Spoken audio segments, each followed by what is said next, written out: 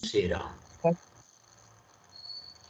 ಓಂ ವಸುದೇವಸುತಂ ದೇವಂ ಕಂಸಚಾಣೂರಮರ್ದನಂ ದೇವಕೀ ಪರಮಾನಂದಂ ಕೃಷ್ಣಂ ವಂದೇ ಜಗದ್ಗುರುಂ ವ್ಯಾಸಾಯ ವಿಷ್ಣುರೂಪಾಯ ವ್ಯಾಸರೂಪಾಯ ವಿಷ್ಣವೇ ನಮೋ ವೈ ಬ್ರಹ್ಮನಿಧಯೇ ವಾಸಿಷ್ಠಾಯ ನಮೋ ನಮಃ ಶಂಕರಂ ಶಂಕರಾಚಾರ್ಯಂ ಕೇಶವಂ ಬಾದರಾಯಣಂ ಸೂತ್ರಭಾಷ್ಯಕೃತೌ ವಂದೇ ಭಗವಂತಃ ಪುನಃ ಪುನಃ ಶ್ರುತಿಸ್ಮೃತಿಪುರಾಣಾನಾಂ ಆಲಯಂ ಕರುಣಾಲಯಂ ನಮಾಮಿ ಭಗವತ್ಪಾದ ಶಂಕರಂ ಲೋಕಶಂಕರಂ ವಂದೇ तं ಸಚ್ಚಿದಾನಂದಂ ಯತಿವರ್ಯಂ ಮಹಾಮತಿಂ ವೇದಾಂತಸಾರಜ್ಞೌ ಸದ್ಗುರುಂ ಪ್ರಣತೋಸ್ಮ್ಯಹಂ ಶ್ರೀಗುರುಂ ಪ್ರಣತೋಸ್ಮ್ಯಹಂ ಸದ್ಗುರುಂ ಸಚ್ಚಿದಾನಂದಂ ಸಾಧುವರ್ಯಂ ಸನಾತನಂ ಸದ್ವೇದಾಂತ ಪ್ರವಕ್ತಾರಂ ಸದಾ ಸ್ವಾಂತೆ ಸ್ಮರಾಮ್ಯಹಂ ಗುರುಬ್ರಹ್ಮ ಗುರುವಿಷ್ಣು ಗುರುದೇವೋ ಮಹೇಶ್ವರಃ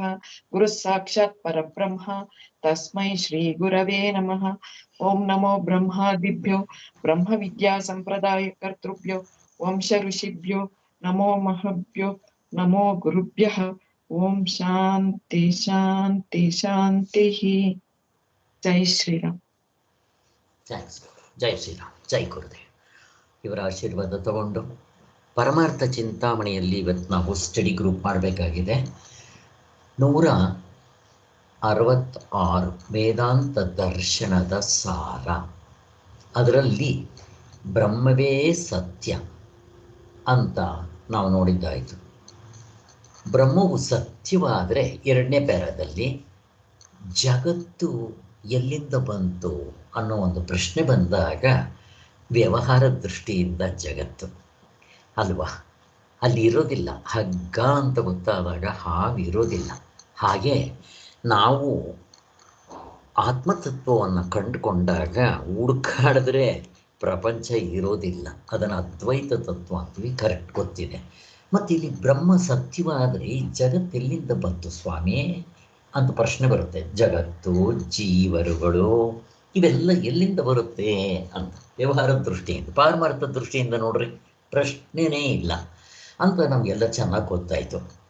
ಸೊ ಈ ಅವಸ್ಥಾತ್ರೆ ವಿಚಾರದಿಂದ ವಿಚಾರ ಮಾಡಿದಾಗ ಇದು ಎಚ್ಚರದಲ್ಲಿರೋದು ಕನಸು ಬರೋಲ್ಲ, ಕನಸಿನಲ್ಲಿರೋದು ಎಚ್ಚರ ಬರೋಲ್ಲ, ಇವೆರಡು ನಿದ್ದೆ ಇರೋದೇ ಇಲ್ಲ ಅನ್ನೋದು ಸ್ಪಷ್ಟವಾಗಿ ಗೊತ್ತಾಯಿತು.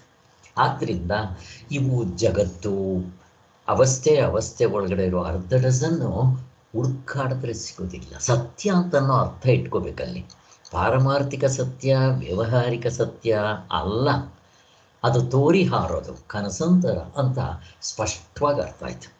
ಕೊನೆಗೆ ಅಲ್ಲಿ ಇಂಪಾರ್ಟೆಂಟು ಇದು ಹೇಗೆ ಕಂಬಳಿ ಹುಳು ಚಿಟ್ಟೆ ಆದಂತಾಯ್ತಾ, ಶಾಪದಿಂದ ಗಂಡಸು ಹೆಂಗಸಾದಂಗಾಯ್ತಾ ಅಂತ ತಗೊಂಡು ಸೃಷ್ಟಿ ವಿಚಾರವನ್ನು ಸ್ವಲ್ಪ ತಿಳಿಸಿದ್ರು. ಇದು ಹಾಗೇನಾಗೋದಿಲ್ಲ. ಕರ್ಮದಿಂದ ಆಗೋ 4 ಕ್ರಿಯೆಗಳು ಜ್ಞಾನಕ್ಕೆ ಬೇಕಾಗೋದಿಲ್ಲ. ಆದ್ದರಿಂದ ಜ್ಞಾನದಿಂದಲೇ ಮೋಕ್ಷ, ಕರ್ಮದಿಂದ ಮೋಕ್ಷ ಆಗೋದಿಲ್ಲ ಅನ್ನೋದನ್ನು ಸ್ಪಷ್ಟವಾಗಿ ತೋರಿಸ್ಕೊಟ್ರು. ಸೊ ಅದಾದಮೇಲೆ ಇವುಗಳನ್ನೆಲ್ಲ ಮಾಡಿದಾಗ ನಮ್ಮ ನಿಜವಾದ ಸ್ವರೂಪ ಸಾಕ್ಷಿಯೇ ಅನ್ನೋದು ಕೂಡ ತೋರಿಸೋದು. ಆದ್ದರಿಂದ ಜಗತ್ತು ಮಿಥ್ಯೆ ಅಂತಂದರೂ ಅದು ಬ್ರಹ್ಮರೂಪದಿಂದ ಸತ್ಯವಾಗಿರುತ್ತೆ. ಹಾವಲ್ಲಿ ಒಡವೆಗಳು ಇಲ್ಲ ಅಂತಂದರೂ ಚಿನ್ನದ ರೂಪದಿಂದ ಸತ್ಯ, ಅಂದರೆ ಚಿನ್ನವೇ ಸತ್ಯ ಅನ್ನೋ ಅರ್ಥದಲ್ಲಿ ಹೇಳಿದರು. ಸೊ ನಮಗಿಷ್ಟಂತೂ ಚೆನ್ನಾಗಿ ಅರ್ಥ ಆಯಿತು. ಈಗ ನೆಕ್ಸ್ಟ್ ಪ್ರಶ್ನೆಗೆ ನಾವು ಹೋಗಬೇಕಾಗಿದೆ. ಯಾವುದದು ಆ ಶ್ಲೋಕ, ಬ್ರಹ್ಮ ಸತ್ಯಂ ಜಗನ್ಮಿಥ್ಯ ಜೀವೋ ಬ್ರಹ್ಮೈವ ನಾಪರಃ. ಇವಾಗ 2 ಉತ್ತರ ಸಿಕ್ತು. ಬ್ರಹ್ಮ ಸತ್ಯ ಆದರೆ ಜಗತ್ತು ಮಿಥ್ಯ ಹೇಗೆ ಅನ್ನೋದು. 3ನೇದು ಜೀವವೇ ಬ್ರಹ್ಮ ಅಂತ. ಸೊ ಇಲ್ಲಿ ನಾವು ವಿಚಾರ ಮಾಡಬೇಕಾಗಿದೆ. ಸೊ ಇದನ್ನು ತಗೋಬೇಕಾಗಿದೆ.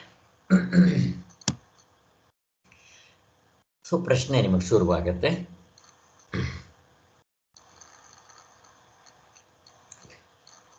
ನಮ್ಮ ಮುಂದೆ ಅನೇಕ ಜೀವರು ಕಾಣ್ತಾ ಇರುವರಲ್ಲ, ಅವರು ಬಗೆ ಬಗೆಯ ಕ್ರಿಯೆಗಳನ್ನು ಮಾಡಿ ದೇಶಕಾಲ ನಿಮಿತ್ತಗಳ ಅನುಗುಣವಾಗಿ ಫಲವನ್ನು ಅನುಭವಿಸ್ತಾ ಇರುವರಲ್ಲ ಅನ್ನೋ ಶಂಕೆಗೆ ನಮಗೆ ಈ ಉತ್ತರ ಬಂದಂತೆ ಆಯಿತು. ಮೇಲ್ಗಡೆದರಲ್ಲೇ ಸಿಕ್ತು ಹಿಂದಿನ ಪ್ಯಾರಾದಲ್ಲಿ ಅಲ್ವಾ? ಸೊ ಅದನ್ನು ಯಾರಾದರೂ ಎಕ್ಸ್ಪ್ಲೈನ್ ಮಾಡ್ತೀರಾ? ಬೇಕಾದ್ರೆ ನೀವು ಒಂದ್ಸರಿ ಓದ್ಕೊಂಡ್ರಿ.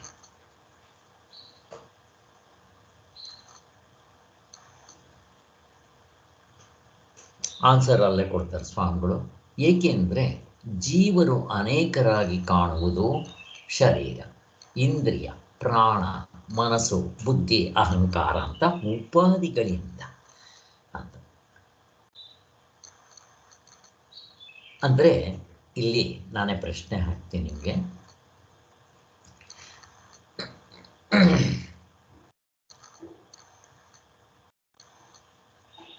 ಇಲ್ಲಿ ಜೀವನೇ ಬ್ರಹ್ಮವು ಅನ್ನೋದನ್ನು ನಾವು ಕ್ಲಿಯರ್ ಮಾಡ್ಕೋಬೇಕು ಈ ಪ್ಯಾರಾದಲ್ಲಿ. ಹೇಗೆ ನೀವು ಹೇಗೆ ಇದನ್ನು ಕನ್ವಿನ್ಸ್ ಮಾಡ್ತೀರಾ? ಅಲ್ಲಿ ಎರಡು ಇಲ್ಲ ಅಲ್ವಾ? ಎರಡು ಎಲ್ಲಿದೆ? ಇಲ್ಲ. ವ್ಯವಹಾರ ದೃಷ್ಟಿಯಿಂದ ಎರಡು ಕಂಡರೂ ಪಾರಮಾರ್ಥ ದೃಷ್ಟಿಯಿಂದ ಇಲ್ಲ ಅನ್ನೋದು ಗೊತ್ತಾಯ್ತು. ಸೊ ಇದಕ್ಕೊಂದು ಎಕ್ಸಾಂಪಲ್ ಕೊಟ್ಟರೆ ನಮಗೆ ಕ್ಲಿಯರ್ ಆಗುತ್ತೆ. ಯಾರಾದರೂ ಒಂದು ದೃಷ್ಟಾಂತ ಕೊಡ್ತೀರಾ? ಜೀವವೇ ಬ್ರಹ್ಮ. ಹಗ್ಗ ಹಾವು ಎರಡಿಲ್ಲ, ಅಲ್ಲಿ ಇರೋದು ಹಗ್ಗ ಒಂದೇ. ಹಾವು ತೋರ್ತಾ ಇದೆ ಅಷ್ಟೇ ನಮ್ಗೆ. ಕರೆಕ್ಟು. ಹಗ್ಗ ಕಂಡಾಗ ಹಾವು ಇರೋದಿಲ್ಲ. ಆದರೆ ಇಲ್ಲಿ ನೀವು ಆತ್ಮನ್ ಕಂಡಾಗ ಪ್ರಪಂಚ ಇರುತ್ತೆ, ಅವಸ್ಥೆ ಇರುತ್ತೆ, ಶರೀರ ಇರುತ್ತೆ. ಚಿನ್ನ ಒಡವೆಗಳು ಸರ್ ಅದು ತಗೋಬೇಕಾಗತ್ತಲ್ಲಿ. ಚಿನ್ನ ಇಂತಡಿಕೆಯಾಗಿ ಇಲ್ದಿರ ಒಡವೆಗಳು ತೋರ್ಸಕ್ಕೆ ಸಾಧ್ಯ ಇಲ್ಲ. ಒಡವೆಗಳು ಇಲ್ದೇ ಇದ್ದು ಚಿನ್ನ ಒಂದಿರುತ್ತೆ. ಪ್ರಪಂಚ ಒಡವೆಗಳ ರೀತಿನಲ್ಲಿ ನಾಮ ರೂಪವಾಗಿ ತೋರ್ತಾ ಇದೆ. ಅದಕ್ಕೆ ಆಧಾರ ಇಂತಡಿಕೆ ಚಿನ್ನನೇ ಅಷ್ಟೇ. ಇದಕ್ಕಿಂತ ಇನ್ನೂ ಕ್ಲಿಯರ್ ಆಗ್ಬೇಕು ನಮಗೆ. ಜೀವನೇ ಬ್ರಹ್ಮವು ಅನ್ನೋದಕ್ಕೆ ಇನ್ಯಾವುದಾದ್ರೂ ದೃಷ್ಟಾಂತ ಕೊಡ್ತೀರಾ? ನೋಡ್ರಿ, ಹಗ್ಗಕ್ಕಿಂತ ಇದೆಷ್ಟೋ ಬೆಟ್ರು. ಯಾಕೆ? ನಮಗೆ ಚಿನ್ನ ಅಂತ ಕಂಡಾಗ ಒಡವೆ ಕಾಣ್ತಾ ಇರುತ್ತೆ. ಅದು ಬೆಳ್ಳಿ ಕಪ್ಪೆ ಚಿಪ್ಪು ಅಂತ ಕಂಡಾಗಲೂ ಬೆಳ್ಳಿ ಥರ ಫಳಫಳ ಹೊಳಿತಾ ಇರುತ್ತೆ.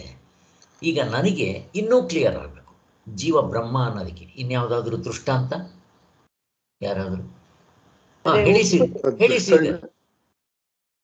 ದೃಷ್ಟಾಂತಾಗಿ ನಾನು ಡೈರೆಕ್ಟ್ ಆಗಿ ಹೇಳ್ಬಿಡ್ತೀನಿ ಸರ್. ಈಗ ಏನೇನು ಎಚ್ಚರಿಕೆಯಲ್ಲಿ ದೃಷ್ಟಾಂತಗಿನ ಡೈರೆಕ್ಟ್ ಆಗಿ ದೃಷ್ಟಾಂತದಲ್ಲೇ ಹೇಳ್ಬಿಡ್ತೀನಿ. ಹೇಳಿ ನೋಡೋಣ, ಅದು ಎಲ್ಲರಿಗೂ ಅರ್ಥ ಆಗ್ಬೋದು. ಸೊ ಇದು ಹೇಗೆ ಅಂದ್ರೆ, ನಾವು ಎಚ್ಚರಿಕೆಯಲ್ಲಿ ಎಲ್ಲ ಉಪಾಧಿಗಳು ಇಟ್ಕೊಂಡು ಲೆಕ್ಕ ಮಾಡ್ಕೊಂಡು ಎಲ್ಲ ಗೊತ್ತಾಗತ್ತೆ. ಎಚ್ಚರಿಕೆಯಲ್ಲಿ ಅದೇನು ಅಂತ ಇಂದ್ರಿಯ, ಮನಸ್ಸು, ಬುದ್ಧಿ, ಚಿತ್ತಾಂಕರ ಎಲ್ಲೂ ಕಾಣುತ್ತೆ. ಬೇರೆಯವರು ಕಾಣ್ತಾರೆ, ಎಲ್ಲ ಕಾಣುತ್ತೆ. ಆದ್ರೆ ನಾವು ಕನಸಿಗೆ ಹೋದ್ರೆ ಇದ್ರಲ್ಲಿ ಕಾಣದೇ ಇಲ್ಲ, ಕನಸುದು ಇಲ್ಲಿ ಕಾಣಲ್ಲ. ನಿದ್ದೆಗೆ ಹೋದ್ರೆ ಯಾವ್ದು ಕಾಣದೇ ಇಲ್ಲ. ಸೊ ಅವಾಗ ಏನಾಯ್ತು ಅಂದ್ರೆ, ಅದು ನಮ್ಗೆ ಕಾಣ್ತಾ ಇರೋದೆಲ್ಲ ಅದು ಸುಮ್ಮನೆ ತೋರಿಕೆ ಅಂತ ಸ್ಪಷ್ಟವಾಗಿ ಗೊತ್ತಾಗ್ಬಿಡುತ್ತೆ. ಯಾಕೆಂದ್ರೆ ಅಲ್ಲೂ ಕಾಣ್ಬೇಕಾಗಿತ್ತು, ಕನಸಲ್ಲೂ ಕಾಣಬೇಕಾಗಿತ್ತು, ಮತ್ತೆ ನಿದ್ದೆಲೂ ಕಾಣಬೇಕಾಗಿತ್ತು. ಇದ್ದಿದ್ದು ಸೊ ಯಾವಾಗ ಅದು ಇಲ್ವೋ ಇದನ್ನ ನಾವು ಬರೀ ತೋರಿಕೆ ಅಂತ ಹೇಳ್ಕೊಬೋದು. ಈಗ ನೀವು ಹೇಳಿದ್ರಲ್ಲಿ ಬ್ರಹ್ಮ ಸತ್ಯ ಜಗತ್ತು ಮಿಥ್ಯ ಕ್ಲಿಯರ್ ಆಯಿತು. ಅದು ಹಿಂದಿನ ಪ್ಯಾರಕ್ಕೆ ಹೊಂದಿತು. ಈಗಿನ ಪ್ಯಾರದಲ್ಲಿ ಜೀವ ಅಂತ ಏನಂತೀರೋ ಅದೇ ಬ್ರಹ್ಮ, ಒಡವೆ ಅಂತ ಏನು ಹೇಳ್ತೀರೋ ಅದೇ ಚಿನ್ನ, ಹಾವು ಅಂತ ಏನು ಹೇಳ್ತೀರೋ ಅದೇ ಹಗ್ಗ.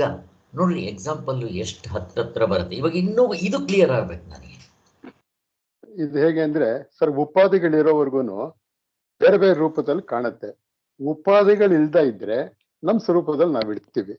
ಸೊ ನಾವ್ ಎಚ್ಚರಿಕೆ ಎಲ್ಲ ಉಪಾಧಿಗಳು ಇಟ್ಕೊಂಡು ನಮ್ಗೆ ಅದೃಶ್ಯ ಪ್ರಪಂಚದಲ್ಲಿ ಎಲ್ಲ ಕಾಣ್ತಾ ಇರುತ್ತೆ. ಸೊ ಜೀವ ಮತ್ತೆ ಜಗತ್ತು ಎರಡು ಮಿಕ್ಸ್ ಆಗಿರುತ್ತೆ ಅಲ್ಲಿ.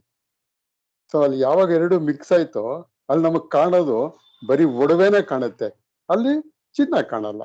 ಯಾವಾಗ ನಾವು ಅದು ಕರಗಿಸ್ತೀವೋ ಅಥವಾ ಇಲ್ಲಿ ನಿದ್ದೆಗೆ ಹೋಗ್ತೀವೋ ಆಗ ನಮ್ಗೆ ಅದು ಇದು ತೋರಿಕೆ ಮಾತ್ರ ಅಂತ ಗೊತ್ತಾಗುತ್ತೆ. ಗಟ್ಟಿ ಮಾತ್ರ ನಿಲ್ಲತ್ತೆ ಎಲ್ಲಿ? ನಿದ್ದೆಯಲ್ಲಿ. ಮತ್ತೆ ನೀವು ಹೇಳ್ದಂಗೆ ಬ್ರಹ್ಮ ಸತ್ಯ ಜಗತ್ತು ಮಿಥ್ಯ ಗಟ್ಟಿ ಆಗ್ತಾ ಇದೆ. ಇಲ್ಲಿ ನನ್ನ ಪ್ರಶ್ನೆ, ಹಾವೇ ಹಗ್ಗ. ಸರ್ ಐಸು ಇದು ನೀರು ಆಗುತ್ತಾ ಸರ್? ಹೆಂಗ್ ಹೇಳಿ, ಹೆಂಗಾಗುತ್ತಿಲ್ಲ ಅದು, ಹೆಂಗಾಗುತ್ತೆ ಅಲ್ಲಿ? ಈಗ ಹಾ ಐಸ್ ಗಡ್ಡೆ ಇರುತ್ತೆ, ಹೌದು. ಅದು ನೀರನ್ ಬಿಟ್ಟು ಇರಲ್ಲ, ಸ್ವಲ್ಪ ಹೊತ್ತಾದ್ರೆ ಕರಗ್ ಬಿಡ್ತೈತೆ. ಅದು ಜೀವರು ತೋರ್ತಾ ಇದ್ದಾರೆ, ಅವರಲ್ಲಿ ನಿಜವಾಗ್ಲೂ ಆತ್ಮನೇ ಇರೋದು, ನೀರೇ ಇರೋದು. ಐಸ್ ಗಡ್ಡೆ ಪೂರ್ತಿ ವ್ಯಾಪಿಸಿರೋದು ನೀರೇ. ನೀರ್ ಬಿಟ್ಟು ಐಸ್ ಗಡ್ಡೆ ತೋರಕ್ ಆಗೋದಿಲ್ಲ, ಅದು ಕರಗಿದ್ರೆ ನೀರೇ ಆಗೋಗುತ್ತೆ. ಅದು ತೋರುವಾಗ್ಲೂ ನೀರೇ ಇರೋದು ಅದ್ರಲ್ಲಿ. ಕರೆಕ್ಟು. ಒಳಗೆ ಹೊರಗೆ ಮೇಲೆ ಕೆಳಗೆ ಎಡ ಬಲ ಅದೆಲ್ಲ ಹೇಳಿದ ಮೇಲೆ ಕೂಡ ಎಲ್ಲ ಪರಮಾತ್ಮನೇ ಇರೋದು. ಸರ್ವಂ ಕಲ್ವಿದಂ ಬ್ರಹ್ಮ, ಪರಮಾತ್ಮನು ಎಲ್ಲವನ್ನು ವ್ಯಾಪಿಸಿದ್ದಾನೆ ಅಂತ ಹೇಳಿದಾಗ ನಮ್ದಲ್ಲಿ ಬರೀ ಮೀನು ತಗೊಂಡಾಗ ಮೀನು ಚರ್ಮದಿಂದ ಆಗುತ್ತೆ, ಅದು ಬ್ರಹ್ಮ ಹೆಂಗಾಗುತ್ತೆ? ನೀರ್ ಹೆಂಗಾಗುತ್ತೆ? ನೀವೇನ್ ಹೇಳಿದ್ರು ಹಿಂದೆ ಮುಂದೆ ಮೇಲೆ ಕೆಳಗೆ ಅಲ್ಲಿ ಕರೆಕ್ಟು. ಆಗ ಅದು ಕೂಡ ಪರಮಾತ್ಮನೇ ಅಂತ ಹೇಳ್ದಂಗೆ ಆಗುತ್ತೆ. ಇಲ್ಲಿ ಹೊಂದುತ್ತಾ ಇದು ಇದಕ್ಕೆ ಸ್ವಲ್ಪ ಹೊಂದಬಹುದೇನು? ಇರಲಿ. ಈಗ ಇನ್ನೊಂದು ಎಕ್ಸಾಂಪಲ್ ಹೇಳ್ತೀನಿ ನೋಡಿ. ಮೇಕೆ ಹುಲಿ ಆಯ್ತಾ? ಇಲ್ಲ, ಈಗ ಆ ಹುಲಿನೇ ತಪ್ಪಾಗಿ ಮೇಕೆ ಅನ್ಕೊಂಡಿತ್ತು. ಎರಡು ಎಲ್ಲಿದೆ ಹೇಳ್ರಿ? ಇದು ಇನ್ನೂ ಹತ್ರ ಬರ್ಲಿಲ್ವಾ ನನಗನ್ಸೋದು. ಬಂತು ಸರ್, ನಮ್ಗೆ ಜ್ಞಾಪಕ ಬರ್ಲಿಲ್ಲ ಸರ್. ಪಾಪ ಇಲ್ಲಿ ತೊಂದರೆ ಇಲ್ಲ, ಇದು ಅದಕ್ಕಿಂತ ಹತ್ರ ಆಗುತ್ತಲ್ಲ, ಎಲ್ಲದಕ್ಕಿಂತ ಹತ್ರ ಆಗುತ್ತೆ. ಇದು ಎರಡು ಇಲ್ಲ, ಏನಿದೆ ಅಲ್ಲಿ? ಇರದೇ ಹುಲಿ ಅಲ್ವಾ? ಎರಡು ಎಲ್ಲಿದೆ? ಆದರೆ ಅದು ತಪ್ಪಾಗಿ ಮೇಕೆ ಅಂತ ತಿಳ್ಕೊಂಡಿತ್ತು. ತಿಳ್ಕೊಂಡಿದ್ದ ತಕ್ಷಣ ಅದು ಆಗ್ಬೇಕಲ್ಲ. ಎಲ್ಲಿ ತಿಳ್ಕೊಂಡಿದ್ದು ಮೇಕೆ ಅಂತ? ಇಲ್ಲಿ ಮನಸ್ಸಿನಲ್ಲಿ. ಅದು ರೆಕ್ಟಿಫೈ ಆಗಬೇಕು. ಸೊ ಅದು ಏನಾಯ್ತು, ಆ ಕಡೆಯಿಂದ ಯಾರೋ ಒಬ್ಬ ಗುರು ಬಂದ, ಅದು ಕನ್ಫರ್ಮ್ ಆಗ್ಬೇಕಲ್ಲ, ಸುಮ್ಮನೆ ಹೇಳ್ಬಿಟ್ರಿ ಯಾರೋ ನಂಬ್ತಾರ? ಬಾವಿಲಿ ತೋರಿಸೋದ್ರು, ಗೊತ್ತಾಯ್ತು. ಹಾಗೆ ಆದರೆ ಅಲ್ಲಿ ಏನಾಗುತ್ತೆ ಅಂದರೆ ಇದು ದೃಷ್ಟಾಂತ ಪೂರ್ತಿ ತಗೊಳಕ್ ಬರಲ್ಲ. ದೃಷ್ಟಾಂತ ದ್ರಷ್ಟಾಂತ ಪೂರ್ತಿ ಹೊಂದಬೇಕಾಗಿಲ್ಲ. ಪೂರ್ತಿ ಹೊಂದಿದ್ರೆ ಏನಾಗುತ್ತೆ ಹೇಳ್ರಿ? ಪ್ರಶ್ನೆ ಕೇಳ್ತಾ ಇದೆ. ಈಗ ಬೈ ಚಾನ್ಸ್ ಆಗೋದಿಲ್ಲ ಸರ್, ಅದು ಎಕ್ಸಾಂಪಲ್ ಅಂತ ಹೆಂಗಾಗುತ್ತೆ ಸರ್? ಪೂರ್ತಿ ಏನಾಗುತ್ತೆ ಅವಾಗ? ರಾಷ್ಟ್ರಾಂತಿಕನೇ ಆಗೋಗುತ್ತೆ. ನಾವು ಏನ್ ಹೇಳ್ತಾ ಇದ್ದೀವೋ ಅದೇ ವಿಷಯ ಆಗೋಗುತ್ತೆ, ಅದು ಎಕ್ಸಾಂಪಲ್ ಆಗಲ್ಲ ಅಲ್ವಾ? ದೃಷ್ಟಾಂತನೇ ಆಗ್ಬಿಡುತ್ತದ, ದೃಷ್ಟಾಂತ ಆಗೋದಿಲ್ಲ ಅವಾಗ. ದೃಷ್ಟಾಂತ ಅಂದ್ರೆ ಯಾವುದೋ ಒಂದನ್ನ ತೋರಿಸೋದಕ್ಕೋಸ್ಕರ ದೃಷ್ಟಾಂತ ಹೇಳ್ತಾರೆ. ಎಲ್ಲವೂ ಹೊಂತು ಅಂದ್ರೆ ಅದು ದೃಷ್ಟಾಂತ ದೃಷ್ಟಾಂತಕ್ಕೆ ಡಿಫ್ರೆನ್ಸೇ ಇಲ್ಲ. ಅದಕ್ಕೋಸ್ಕರನೇ ಹಾಗೆ ಇರಲಿ. ಇಲ್ಲಿ ನಮಗೆ ಇದು ತಗೋಬಹುದು. ಇನ್ನೂ ಸ್ವಲ್ಪ ಹತ್ರ ಬಂದ್ವಿ, ಎರಡು ಇಲ್ಲ ಇಲ್ಲಿ. ಸೊ ಇದು ಸ್ವಲ್ಪ ಟ್ರಿಕ್ಕಿ ಆಗಿರುತ್ತಿದ್ದು. ಇಲ್ಲಿ ಜೀವನೇ ಬ್ರಹ್ಮ. ಮೊದಲು ನಮಗೆ ಕನ್ಫ್ಯೂಷನ್ ಆಗ್ತಾ ಇತ್ತು. ಸರಿ, ಕರೆಕ್ಟ್, ಉಪಾಧಿ ಬಿಟ್ಟರೆ ಅವನೇ ಬ್ರಹ್ಮ, ಇದು ನಮ್ಗೆ ಅರ್ಥ ಆಗ್ಬಿಡುತ್ತೆ ಅಲ್ವಾ? ಅಲ್ಲಿನ್ನೇನೂ ಇಲ್ಲ. ಒಡವೆಗಳು ಕರಗಿಸಿದ್ರೆ ಇವಾಗ ನೀವೆಲ್ಲ ಹೇಳಿದ್ರಲ್ಲ ಅದೇ. ಹೀಗೆ ಶಂಕರಾಚಾರ್ಯರು ಇನ್ನೂ ಒಂದು ಎಕ್ಸಾಂಪಲ್ ಕೊಡ್ತಾರೆ, ತುಂಬ ಚೆನ್ನಾಗಿ ಕೊಡ್ತಾರೆ. ಅದು ಇನ್ನೂ ಅರ್ಥ ಆಗುತ್ತೆ ಚೆನ್ನಾಗಿ. ಈ ಎಕ್ಸಾಂಪಲ್ಗಳೆಲ್ಲ ಮೆಲ್ಕು ಹಾಕಿದ ಮೇಲೆ ನಮಗೆ ಇನ್ನೂ ಸ್ಪಷ್ಟತೆ ಬರುತ್ತೆ. ಇವರು ಶಂಕರಾಚಾರ್ಯರು ದೇವರಿದ್ದಾನೆ ಅಂತ ಹೇಗೆ ತೋರಿಸ್ತಾರೆ? ನಿಮ್ಗೆಲ್ಲ ಆಗಿದೆ ಇದು, ಹೇಳ್ರಿ, ಯಾರಾದ್ರು ನಿಮ್ಮ ಕಡೆಯಿಂದ ಬರಲಿ. ಅದೇ ಸರ್, ಯಾರೋ ಒಬ್ಬ ದೇವ್ರು ಎಲ್ಲಿದ್ದಾನೆ ಅಂತ ಕೇಳ್ತಾನೆ. ಅವಾಗ ನೀನ್ ಇದೆಯಾ ಅಂತ ಕೇಳ್ತಾರೆ. ಹೌದು ಸರ್ ನಾನಿದ್ದೀನಿ ಅಂತ. ಸರಿ, ಹೋಗಿ ದೇವ್ರು ಇದ್ದಾನೆ ಅಂತ ಕಳ್ಸ್ಬಿಡ್ತಾರೆ. ಅಂದ್ರೆ ನಿನ್ನೊಳಗಡೆನೆ ದೇವ್ರಿದ್ದಾನೆ ಅಂತ ಅವರು ಕರೆಕ್ಟು. ಆ ಹೇಳಿದ ತಕ್ಷಣ ಅವನೇನಂತಾನೆ? ನಾನ್ ಹೆಂಗೆ ದೇವ್ರಾಗ್ತೀನಿ, ನಾನು ಮನುಷ್ಯ ಅಲ್ವಾ ಅಂತ ಕೇಳ್ತಾನೆ ಅಲ್ವಾ? ಅಲ್ಲ ಸ್ವಾಮಿ, ನಾನು ಕೇಳಿದ್ದು ದೇವರಿದ್ದಾನ ಅಂತ. ನೀವು ತೋರಿಸ್ತೀನಿ ಅಂತ ಹೇಳಿದ್ದೇನೋ ದೊಡ್ಡದಾಗಿ ತೋರಿಸೋ ಥರ ಬಂದ್ಬಿಟ್ಟು ನೀನಿದ್ದೀಯಾ ಅಂತ ಕೇಳಿದ್ರಿ. ಹೌದು ನಾನಿದ್ದೀನಿ, ಗುಂಡು ಕಲ್ಲಿ ಇದ್ದಂಗಿದ್ದೀನಿ ಅಂದಿದ ತಕ್ಷಣ ನೀವು ಒಪ್ಕೊಂಡಿಯಲ್ಲ, ನೀನು ದೇವರಿದ್ದಾನೆ ಅಂತ ಅಂದಿದ ತಕ್ಷಣ ಅವನಿಗೆ ತಲೆ ತಿರುಗ್ದಂಗೆ ಆಗುತ್ತೆ. ಅಲ್ಲ ಸ್ವಾಮಿ, ನಿಮ್ಗೇನು ಹುಚ್ಚಿಸ್ಬಿಟ್ಟಿದೀಯಾ? ನಾನು ದೇವರಿದ್ದಾನೆ ಅಂತಂದರೆ ಹ್ಞೂ ಅಂತ ಅಂದ್ಬಿಟ್ಟು ನೀನಿದ್ದೀಯಾ ಅಂತ ಕೇಳಿ ನೀನಿರೋದ್ರಿಂದ ದೇವರಿದ್ದಾನೆ ಅಂತಂದರೆ ಅದು ಹೆಂಗೆ ಸ್ವಾಮಿ ಅಂತಾರೆ. ಆಗ ಇಲ್ಲಿ ಇವರು ಅವನೇನು ಅಂದ್ಕೊಂಡಿದ್ದಾನೆ? ಈ ಶರೀರವನ್ನು ದೇವರು ಅಂದ್ಕೊಂಡಿದ್ದಾನೆ ಅವನು. ಶಂಕರಾಚಾರ್ಯ ಏನು ಅಂದ್ಕೊಂಡಿದ್ದಾರೆ? ಇದು ಉಪಾಧಿ, ಇದು ಒಡವೆ, ಇದು ಆಚಾರಂಭಣಂ ವಿಕಾರ. ಸೊ ಇದರ ಇದು ವಿಚಾರ ಮಾಡಬೇಕು. ಇವಾಗ ವಿಚಾರ ಮಾಡಿದಾಗ ನಮಗೆ ಈ ನಿಜವಾದ ಸ್ವರೂಪ ಅವಸ್ಥಾತ್ರಗಳಿಂದ, ಈಗ ತಾನೇ ಶ್ರೀಧರ್ ಅವರು ಹೇಳಿದ್ರಲ್ಲ ಹಾಗೆ, ನೀವೆಲ್ಲ ಹೇಳಿದ್ರಲ್ಲ ಹಾಗೆ. ಸೊ ಇದು ಯಾವುದು ಅಲ್ಲ, ಅದೇ ಅದು ಯಾವುದು ನನ್ನ ನಿಜವಾದ ಸ್ವರೂಪ. ಉಪಾಧಿ ಮೈನಸ್ ಜೀವ ಮೈನಸ್ ಉಪಾಧಿ ಪರಮಾತ್ಮ ಅಲ್ವಾ? ಹಾಗೆ. ಸೊ ಹಾಗೆ ಅವರು ಹೇಳ್ತಾರೆ, ವಿಚಾರ ಮಾಡಿದಾಗ ನಮಗೆ ಅರ್ಥ ಆಗುತ್ತೆ ಅನ್ನೋ ಒಂದು ದೃಷ್ಟಿ. ಆದರೆ ಈ ದೃಷ್ಟಾಂತದಲ್ಲಿ ಏನಾಗುತ್ತೆ ಅಂತಂದರೆ, ಈ ಶರೀರವನ್ನೇ ಹಿಡ್ಕೊಂಡು ಹೋಗ್ತಾ ಇರೋದಲ್ಲಿ, ಇದನ್ನು ಯಾರಾದರೂ ಎಕ್ಸ್ಪ್ಲೈನ್ ಮಾಡ್ತೀರಾ? ಶರೀರವನ್ನು ಹಿಡ್ಕೊಂಡು ಹೋಗ್ತಾ ಇದೆ ಆ ಹುಲಿ ಅಂತ ಅಂದಾಗ, ಅದಕ್ಕೋಸ್ಕರ ಅದು ಏನು ಮಾಡುತ್ತೆ, ಬಾವಿಲಿ ಕರ್ಕೊಂಡು ಹೋಗಿ ತೋರಿಸುತ್ತೆ. ತೋರಿಸಿದ ತಕ್ಷಣ ಅದೇನು ಅನ್ಕೊಂಡ್ಬಿಟ್ಟಿದೆ, ಆ ಕುರಿಗಳೇ ನಾನು ಅನ್ಕೊಂಡ್ಬಿಟ್ಟಿದೆ. ಬಟ್ ಅದಕ್ಕೆ ಮಖ ಕಾಣೋದಿಲ್ಲ ಅಲ್ವಾ? ಯಾಕೆಂದರೆ ಅದು ಅಲ್ಲೇ ಬೆಳೀತು, ಅದ್ರ ಜೊತೆಯಲ್ಲೇ ಇತ್ತು. ಅದಕ್ಕೆ ಮ್ಯಾ ಅಂತ ಅಂದ್ಕೊಂಡು ಹುಲ್ಲು ಮೇಯ್ಕೊಂಡು ನಾನು ಮೇಕೆ ಅಂತ ಅಂದ್ಕೊಂಡ್ಬಿಟ್ಟಿತ್ತು ಅಷ್ಟೇ. ಕಾಡಿಂದ ಹುಲಿ ಬಂದಿದ್ದ ತಕ್ಷಣ ತೋರಿಸ್ತು ಅದಕ್ಕೆ ಬಾವಿಲಿ. ಇದು ಕನ್ಫರ್ಮೇಷನ್. ನಮ್ಗೆ ಅವಸ್ಥಾತ್ರಯ ತೋರಿಸೋ ಹಂಗೆ ಬಾವಿಲಿ ತೋರಿಸ್ತು. ಈಗ ಅಲ್ಲಿ ಆ ಶರೀರವನ್ನೇ ತಪ್ಪಾಗಿ ತಿಳ್ಕೊಂಡಿದೆ. ಈಗ ಅದಕ್ಕಿಂತ ಹಿಂದಕ್ಕೆ ಹೋಗೋಕೆ ಅದಕ್ಕೆ ಬರಲ್ಲ. ಒಟ್ಟಿನಲ್ಲಿ ಅಟ್ಲೀಸ್ಟ್ ಅಲ್ಲಿ ಮೀಸೆ ನೋಡು, ಚರ್ಮ ನೋಡು, ನಾನು ಇದು ನೋಡು, ನಾನು ಗುರ್ರ ಅಂತ ಗರ್ಜನೆ ಹಾಕ್ತೀನಿ ಅಂತೆಲ್ಲ ಹೇಳ್ಕೊಡ್ತು. ಅದಕ್ಕೆ ಹೇಳ್ಕೊಂಡಿದ್ದ ತಕ್ಷಣ ಕರೆಕ್ಟ್ ಅಂತ ಆಗೋಯ್ತು. ಬಟ್ ಇಲ್ಲ, ಆ ಥರ ಇಲ್ಲ ಅಲ್ವಾ? ಹಾಗಿದ್ದಿದ್ರೆ ಕನ್ನಡಿಲಿ ನೋಡ್ಕೊಳ್ರಿ ಅಂತ ಹೇಳ್ಬಿಡ್ಬೋದಾಗಿತ್ತು. ಬಟ್ ಇಲ್ಲಿ ಇಂದ್ರ ಮತ್ತು ವಿರೋಚನ ಹೋದಾಗ, ಅವರು 32 ವರ್ಷಗಳ ಕಾಲ ಮಾಡಿದಾಗ ಅವರು ನೀರಿನಲ್ಲಿ ನೋಡ್ಕೊಳ್ರಿ ಅಂತ ಹೇಳ್ತಾರೆ. ಇದು ಸೂಕ್ಷ್ಮವಾಗಿದೆ. ಅಲ್ಲೂ ಅಷ್ಟೇ ನಮ್ಗೆ ಕನ್ಫ್ಯೂಷನ್ ಆಗುತ್ತೆ. ಸ್ವಾಮಿಗಳು ಚೆನ್ನಾಗಿ ಬಿಡಿಸ್ತಾರೆ. ಅದಾದ ಮೇಲೆ ಅವ್ರಿಗೆ ಗೊತ್ತಾಗೋದಿಲ್ಲ, ಏನು ಅರ್ಥ ಆಗಲ್ಲ. ನೀರಿನಲ್ಲಿ ನೋಡ್ಕೊಂಡ್ರೆ ಏನು ಗೊತ್ತಾಗೋದಿಲ್ಲ. ಅದಕ್ಕೆ ಚೆನ್ನಾಗಿ ಶೇವ್ ಮಾಡ್ಕೊಂಬನ್ರಿ, ಚೆನ್ನಾಗಿ ನಿಮ್ಮ ಹತ್ರ ಇರೋ ಚೆನ್ನಾಗಿ ಬಟ್ಟೆ ಹಾಕ್ಕೊಂಬನ್ರಿ ಅಂತಾರೆ. ಅಂದರೆ ಕನ್ನಡಿ ಮುಂದೆ ನೋಡ್ಕೊಂಡ್ವಿ ಅಂತ ಇಟ್ಕೊಳ್ರಿ. ನೋಡ್ಕೊಂಡಿದ್ದ ತಕ್ಷಣ ನಮ್ಗೆ ಏನು ಕಾಣುತ್ತೆ? ಹಿಂದೆ ಇತ್ತಲ್ಲ ಗಡ್ಡ ಗಿಡ್ಡ ಮೀಸೆ, ಇವು ಕೊಳುಕು ಏನೇನೋ ಅವೆಲ್ಲ ಹೋಯ್ತು. ಚೆನ್ನಾಗಿ ಡ್ರೆಸ್ ಹಾಕೊಂಬಂದ್ಮೇಲೆ ಓಹ್ ಇದು ನಾನು. ಆ ಮೇಲ್ಗಡೆ ಏನೇನೋ ಇತ್ತಲ್ಲ ಎಕ್ಸ್ಟ್ರಾ, ಆ ಕೊಳುಕು ಗಿಳಕು ಎಲ್ಲ ತೆಗೆದಾಕ್ಬಿಟ್ವಲ್ಲ. ಆ ಕೂದಲು ಗೀದ್ಲು ಊರು ಗಲೀಜು ಎಲ್ಲ 32 ವರ್ಷದಿಂದ ಎಲ್ಲ ಬೆಳ್ಕೊಂಡ್ಬಿಟ್ಟಿತ್ತು, ಗಡ್ಡ ಗಿಡ್ಡ ಎಲ್ಲ ಹಾಗೆ. ಸೊ ಅಲ್ಲಿ ಅರ್ಥ ಆಗೋದಿಲ್ಲ ನಮಗೆ. ಅಲ್ಲಿ ಹುಲಿಗೆ ಹೇಳ್ದಂಗೆ ಹೇಳಿದ ತಕ್ಷಣ ಹೆಂಗೆ ಅರ್ಥ ಆಗುತ್ತೆ ಅಲ್ಲಿ? ಮತ್ತು ಈ ಶರೀರವನ್ನೇ ನೋಡ್ಕೊತಾ ಇರ್ತೀವಿ ನಾವು. ಇಬ್ಬರು ನೋಡ್ರಿ, ಯಾರು ಇಂದ್ರ ಅವನ ಮನಸ್ಸು ಶುದ್ಧವಾಗಿರುತ್ತೆ, ಸತ್ವಗುಣದಲ್ಲಿರೋವನು, ಅರ್ಥ ಆಗೋದಿಲ್ಲ. ಅದೇ ರಾಕ್ಷಸರು ಬಿಟ್ಬಿಡ್ರಿ, ಅವ್ರು ತಮೋಗುಣದವರು, ಏನೋ ರಾಜಗುಣದವರು, ಆದ್ದರಿಂದ ಅವ್ರು ತಪ್ಪು ತಿಳ್ಕೊಬೋದು. ಬಟ್ ಇಂದ್ರ ಅವನು ತಪ್ಪು ತಿಳ್ಕೊತಾರೆ, ಹೋಗ್ಬಿಡ್ತಾರೆ.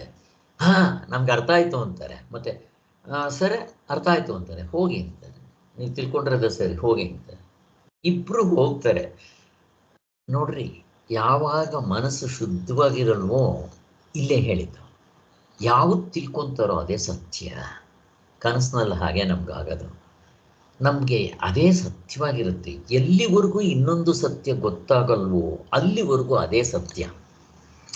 ಹಗ್ಗ ಗೊತ್ತಾಗದೇ ಗೊತ್ತಾಗೋವರೆಗೂ ಹಾವೇ ಸತ್ಯ. ನಾನು ಇನ್ನೊಂದು ಎಚ್ಚರಕ್ಕೆ ಬರೋವರೆಗೂ ನನಗೆ ಕನಸೇ ಸತ್ಯ. ಸೊ ಇದು ಪ್ರಕೃತಿ ನಿಯಮ. ಯಾರಿಗೂ ಅಲ್ಲಿ ಎಚ್ಚರ ಅಂತ ಅನ್ಸ್ಬಿಟ್ರೆ ಅದು ಕನಸಿಗೆ ಬೆಲೆನೇ ಇರಲ್ಲ. ಇದ್ಬಿಟ್ಟಿದ್ರೆ ಅದರ ಅಲ್ಲೂ ನನಗಿಲ್ಲಿ ಅವಸ್ಥಾಂತರ ವಿಚಾರದಿಂದ ಆತ್ಮನ್ ತಿಳ್ಕೊಳ್ಳೋಕೆ ಬರ್ತಾನೆ ಇರಲಿಲ್ಲ. ಏನಾದರೂ ಇರಲಿ, ಇದು ಪ್ರಕೃತಿ ನಿಯಮ, ಸೃಷ್ಟಿ ಇರೋದೇ ಹಾಗೆ. ಆಮೇಲೆ ಏನಾಗುತ್ತೆ, ಇಂದ್ರ ಹೋಗಿ ಯೋಚನೆ ಮಾಡ್ತಾನೆ. ನೋಡ್ರಿ, ಅರೆ ಈ ಶರೀರವನ್ನು ನಾವು ಆತ್ಮ ಹಾಕೊಂಡ್ಬಿಟ್ವಲ್ಲ, ಅವ್ರಿಗೆ ಅಷ್ಟು ಗೊತ್ತಿತ್ತು ಆತ್ಮ ಸಾಯೋಲ್ಲ ಅಂತ. ಆಮೇಲೆ ಕೊನೆಗೆ ಅವನು, ಅರೆ ಈ ಶರೀರ ಒಂದಿನ ಸಾಯ್ತಲ್ಲ, ಸಾಯೋದ್ರಿಂದ ಇದೆಂಗಾಗುತ್ತೆ ಆತ್ಮ, ವಾಪಸ್ ಬರ್ತಾನೆ. ನಮಗೆ ಪ್ರಶ್ನೆ ಬರುತ್ತೆ ಇಲ್ಲಿ, ಅಂಥ ದೇವತೆ ಕೂಡ ಇಷ್ಟು ಸಣ್ಣ ಪ್ರಶ್ನೆ ಅಲ್ಲೇ ಕೇಳಲಿಲ್ವಾ ಅಂತ ಅರ್ಥ ಆಗೋಲ್ಲ. ಆಮೇಲೆ ಇನ್ನು 32 ವರ್ಷಗಳ ಕಾಲ ಕೇಳಿದಾಗ ಅವನಿಗೆ ಕನಸಿನ ವಿಚಾರ ಹೇಳ್ತಾರೆ. ಆಗ ಓಹೋ, ಅಲ್ಲೂ ಅವನು ತಿಳ್ಕೊಳ್ಳೋದ ಕನಸಿನಲ್ಲಿ ನಮಗೆ ಹಿಂದೆ ಈ ಥರ ಸ್ಪೂನ್ ಫೀಡಿಂಗು ಮತ್ತು ಬಾಟಲ್ ಫೀಡಿಂಗ್ ಇರಲಿಲ್ಲ. ಅವರವರೇ ಕಣ್ಕೋಬೇಕು ಬರಬೇಕು. ಗುರುಗಳು ಸುಮ್ಮನೆ ಒಂದು ಕ್ಲೂ ಕೊಡ್ತಾ ಇದ್ರು ಅಷ್ಟೇ. ಎಷ್ಟು ಕಷ್ಟ ಇರ್ತಾ ಇತ್ತು ನೋಡ್ರಿ. ಆದ್ದರಿಂದ ಇರಲಿ, ಏನಾದರೂ ಇಟ್ಕೊಳ್ಳಿ. ಸೊ ಹೀಗೆ ನಾವು ಗೊತ್ತಾದಾಗ ಅಲ್ಲಿಗೆ ನಮ್ಮ ಜೀವನೇ ಬ್ರಹ್ಮನು ಅನ್ನೋ ಸ್ವಲ್ಪ ಸ್ಪಷ್ಟತೆ ಬರುತ್ತೆ. ಅದಾದಮೇಲೆ ಬ್ರಹ್ಮ ಒಂದೇ ಅದಾಯ್ತಲ್ಲ. ನಮ್ಮ ಮುಂದೆ ಅನೇಕ ಜೀವರು ಕಾಣ್ತಾ, ಈಗ ಅಷ್ಟಕ್ಕೆ ನಮಗೆ ಉತ್ತರ ಸಿಕ್ತು. ಯಾವುದು? ಜೀವನೇ ಬ್ರಹ್ಮ ಅನ್ನೋದು ಸ್ವಲ್ಪ ಆದರೂ ಕ್ಲಿಯರ್ ಆಯಿತು. ಈಗ ನೆಕ್ಸ್ಟ್ ಸ್ವಾಮಿಗಳು ಇನ್ನೊಂದು ಸ್ವಲ್ಪ ಬೇರೆ ಥರ ಎಕ್ಸ್ಪ್ಲೈನ್ ಮಾಡ್ತಾರೆ. ನಮ್ಮ ಮುಂದೆ ಅನೇಕ ಜೀವರು ಕಾಣುತ್ತಿರುವರಲ್ಲ, ಅವರು ಬಗೆ ಬಗೆಯ ಕ್ರಿಯೆಗಳನ್ನು ಮಾಡಿ ದೇಶ ಕಾಲ ನಿಮಿತ್ತಗಳಿಗೆ ಅನುಗುಣವಾಗಿ ಫಲವನ್ನು ಅನುಭವಿಸ್ತಾ ಇದ್ದಾರಲ್ಲ ಅನ್ನೋ ಶಂಕೆಗೆ ಈ ಉತ್ತರ ಬಂದಂತೆ ಆಯಿತು. ಅಂದರೆ ಜೀವರು ಅನೇಕರಾಗಿ ಕಾಣ್ತಾ ಇರೋದು ಈಗ ಆಧ್ಯಾತ್ಮಿಕವಾಗಿ ಒಂದೇ ಆಧ್ಯಾತ್ಮಿಕವಾಗಿ ನಮ್ಗೆ ಎಷ್ಟೊಂದಿದೆ ನೋಡ್ರಿ. 19 ಮುಖಗಳಿರುತ್ತೆ ಒಬ್ಬನಿಗೆ. ಇನ್ನು ಅಷ್ಟು ಮಾತ್ರನ ಆದಿಭೌತಿಕವಾಗಿ 84 ಲಕ್ಷ ಜೀವರಾಶಿಗಳು, ಆದಿ ದೈವಿಕವಾಗಿ 14 ಲೋಕಗಳಲ್ಲಿ ದೇವತೆಗಳು ಅವರಲ್ಲಿ ಅವರಿಗೆ ಕರ್ತೃತ್ವ ಭೋಕ್ತೃತ್ವಗಳು, ಅಲ್ಲಿ ಅವ್ರ ಉಪಾಧಿಗಳು, ಅಲ್ಲಿ ಅವ್ರ ಶರೀರಗಳು, ಮತ್ತು ಹೀಗೆ ಎಲ್ಲ ಇರುತ್ತೆ. ಆದ್ದರಿಂದ ಇವೆಲ್ಲ ಏನಂತಾರೆ? ಉಪಾಧಿಗಳಿಂದ ಅಂದ್ಬಿಡ್ತಾರೆ. ಎಲ್ಲರೂ ಉಪಾಧಿ ಬಿಟ್ಬಿಡ್ಬೇಕು. ಇಲ್ಲಿ ನಾವು ಉಪಾಧಿಗಳು ಅಂತ ಅಂದಾಗ ಒಂದನ್ನು ಗಮನಿಸ್ಬೇಕು. ವ್ಯಷ್ಟಿ ಸಮಷ್ಟಿ ಎರಡನ್ನು ಮಿಕ್ಸ್ ಮಾಡ್ಕೊಂಡು ಹೋಗ್ಬೇಕು, ಇಲ್ದಿದ್ರೆ ಕಷ್ಟ ಆಗುತ್ತೆ. ಹಾಗೆ ಅಂದರೆ ಯಾರಾದರೂ ಸ್ವಲ್ಪ ಹೇಳ್ತೀರಾ ವ್ಯಷ್ಟಿ ಸಮಷ್ಟಿ ಹೇಗೆ ಮಿಕ್ಸ್ ಮಾಡಬೇಕು ಅಂತ? ಅವಸ್ಥಾತ್ರಯ ಆಗಲಿ, ಪಂಚಕೋಶ ಪ್ರಕ್ರಿಯೆ ಆಗಲಿ, ಎಲ್ಲದರಲ್ಲೂ ಕೂಡ ವ್ಯಷ್ಟಿ ಸಮಷ್ಟಿ ಸೇರಿಸ್ಕೊಂಡು ಹೋಗ್ತಾ ಇರಬೇಕು. ಇಲ್ದಿದ್ರೆ ಏನಾಗ್ಬಿಡುತ್ತೆ? ಅಪೂರ್ಣ ಆಗ್ಬಿಡುತ್ತೆ. ಹೇಗೆ ವ್ಯಷ್ಟಿ ಸಮಷ್ಟಿ ಸೇರಿಸ್ಕೊಳ್ಳೋದು ಅಂದರೆ ಹೆಂಗೆ ಸರ್? ವೈಶ್ವಾನರ ತೈಜಸ ಅಂತ ಬರ್ತಲ್ಲ ಸರ್ ಮಾಂಡುಕ್ಯದಲ್ಲಿ, ಇಡೀ ಪ್ರಪಂಚದ ಎಲ್ಲಾ ಎಚ್ಚರನೂ ತಗೊಬೇಕು ಅಂತ.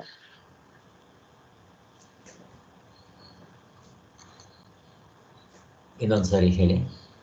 ವೈಶ್ವಾನರ ಅಂದ್ರೆ ಉಪಾಧಿ ಎಲ್ಲ, ಇಡೀ ಪ್ರಪಂಚದ ಎಲ್ಲರ ಉಪಾಧಿ ಎಚ್ಚರದ ದೃಷ್ಟಿನ ತಗೊಬೇಕು ಅಂತ. ಮತ್ತೆ ತೈಜಸ ಅಂದ್ರೆ ಎಲ್ಲರ ಕನಸಿನ ದೃಷ್ಟಿ. ತೈಜಸ ಕನಸಿನಲ್ಲಿ ಹೆಂಗಿರ್ತಾರೆ ಅಂತ ಅದನ್ನೆಲ್ಲ ತಗೊಬೇಕು.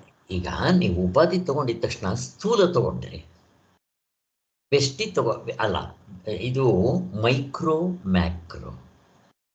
ಹಾಗಂದ್ರೆ ಈಗ ನೀವೇನ್ ಮಾಡಿದ್ರೆ ಆಧ್ಯಾತ್ಮಿಕ ಪ್ರಪಂಚದ್ದು, ಆದಿ ಭೌತಿಕ ಪ್ರಪಂಚದ್ದು, ಆದಿ ದೈವಿಕ ಪ್ರಪಂಚದ ಉಪಾಧಿಗಳು ತಗೊಂಡ್ರಿ, ಇದು ಮೈಕ್ರೋ. ಮ್ಯಾಕ್ರೋ ಎಲ್ಲಿ ತಗೊಂಡ್ರಿ? ಮ್ಯಾಕ್ರೋ ಅಂತಂದ್ರೆ ದೊಡ್ಡದು. ಎಲ್ಲಿ ತಗೊಂಡ್ರಿ? ಹಾಗಂದ್ರೆ ಏನು? ಪಂಚಭೂತಗಳು, ಲೋಕಗಳು ಹೇಳಿಸಿದ್ರು. ಈಗ ಸರ್ ಹೇಗೆ ಅಂದ್ರೆ, ಈಗ ನಮ್ಗೆ ಎಚ್ಚರಿಕೆದಲ್ಲಿ ನಾನು ಆಗ್ಲೇ ಹೇಳ್ದಂಗೆ ಎಲ್ಲ ಕಾಣ್ತಾ ಇದೆ. ನಮ್ ಕಾನ್ಶಿಯಸ್ನೆಸ್ಗೆ, ನಮ್ಮ ಪ್ರಜ್ಞೆಗೆ ಎಲ್ಲ ಕಾಣ್ತಾ ಇರುತ್ತೆ, ಬೇರೆ ಬೇರೆ ತರ ಇರುತ್ತೆ.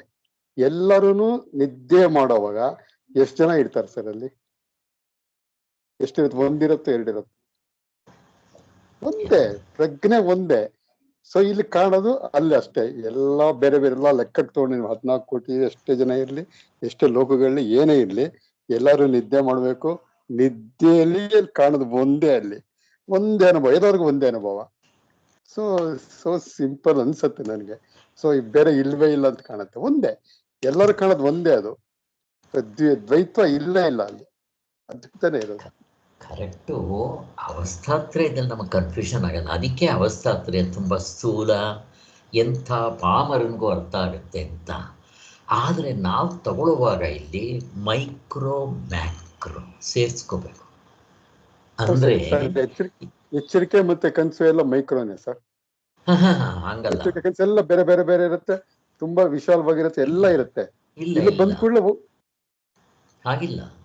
ಎಚ್ಚರ ಸ್ಥೂಲ ಶರೀರ, ನಿಮಗೆ ಕನಸು ಸೂಕ್ಷ್ಮ ಶರೀರ, ಕೊನೆಗೆ ನಿಮ್ಮ ಶರೀರನೇ ತಗೊತಾ ಇದ್ದೀರಾ. ಇದು ಮೈಕ್ರೋ.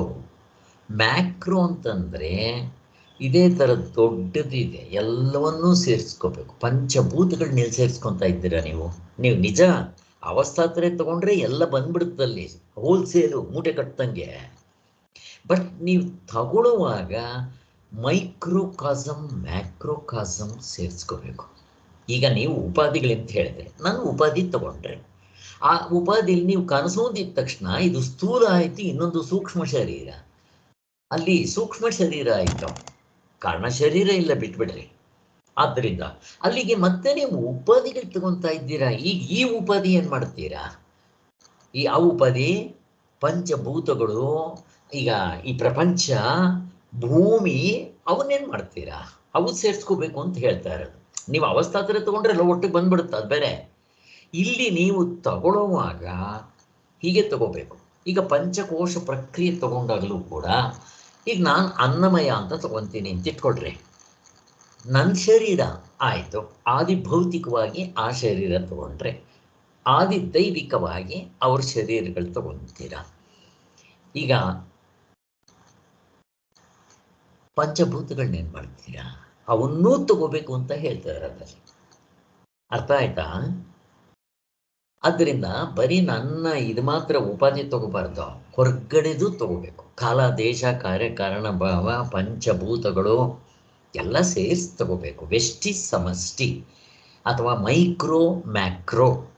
ಹಾಗೆ ಈಗ ನಾನು ಅನ್ನಮಯ ಕೋಶ ಅಂತ ಅಂದಿದ ತಕ್ಷಣ ನಂದು ಅನ್ನಮಯ ಕೋಶ, ಆದಿಭೌತಿಕ 84 ಲಕ್ಷ ಜೀವರಾಶಿಗಳ ಅನ್ನಮಯ ಕೋಶ, ಆದಿ ದೈವಿಕವಾಗ 14 ಲೋಕಗಳಲ್ಲಿ. ಮತ್ತೆ ನೀವು ಯಾವ ಗ್ರಹಗಳು ಇದೆಯೋ ಮುಂದಕ್ಕೆ ಯಾವುದಾದ್ರೂ ಕಂಡಿಡಿದ್ರೆ ಅಥವಾ ನಾನು ಬಿಟ್ಟಿದ್ರೆ ಅವೆಲ್ಲ ಇರೋ ಸ್ಥೂಲ ಶರೀರಗಳು ಅನ್ನಮಯ ಕೋಶ, ಅನ್ನದ್ದು ಆ ಥರ ತಗೋಬೇಕು.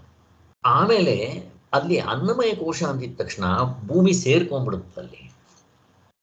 ಹಾಗೆ ಮತ್ತೆ ಪ್ರಾಣಮಯ ಅಂದಿದ ತಕ್ಷಣ ಈ ಪಂಚ ಪ್ರಾಣಗಳು ಸೇರ್ಕೊಂಡ್ಬಿಡುತ್ತಲ್ಲಿ. ನಾನು ಪ್ರಾಣಮಯ ಕೋಶ ಅಂದಿದ ತಕ್ಷಣ ನಂದು ತಗೊಂಡು ಇವೆಲ್ಲ ತಗೊಂಡು ಗಾಳಿ ತಗೊಂಡ್ಬಿಡ್ಬೇಕಲ್ಲಿ. ಇದು ವ್ಯಷ್ಟಿ ಆಯಿತು.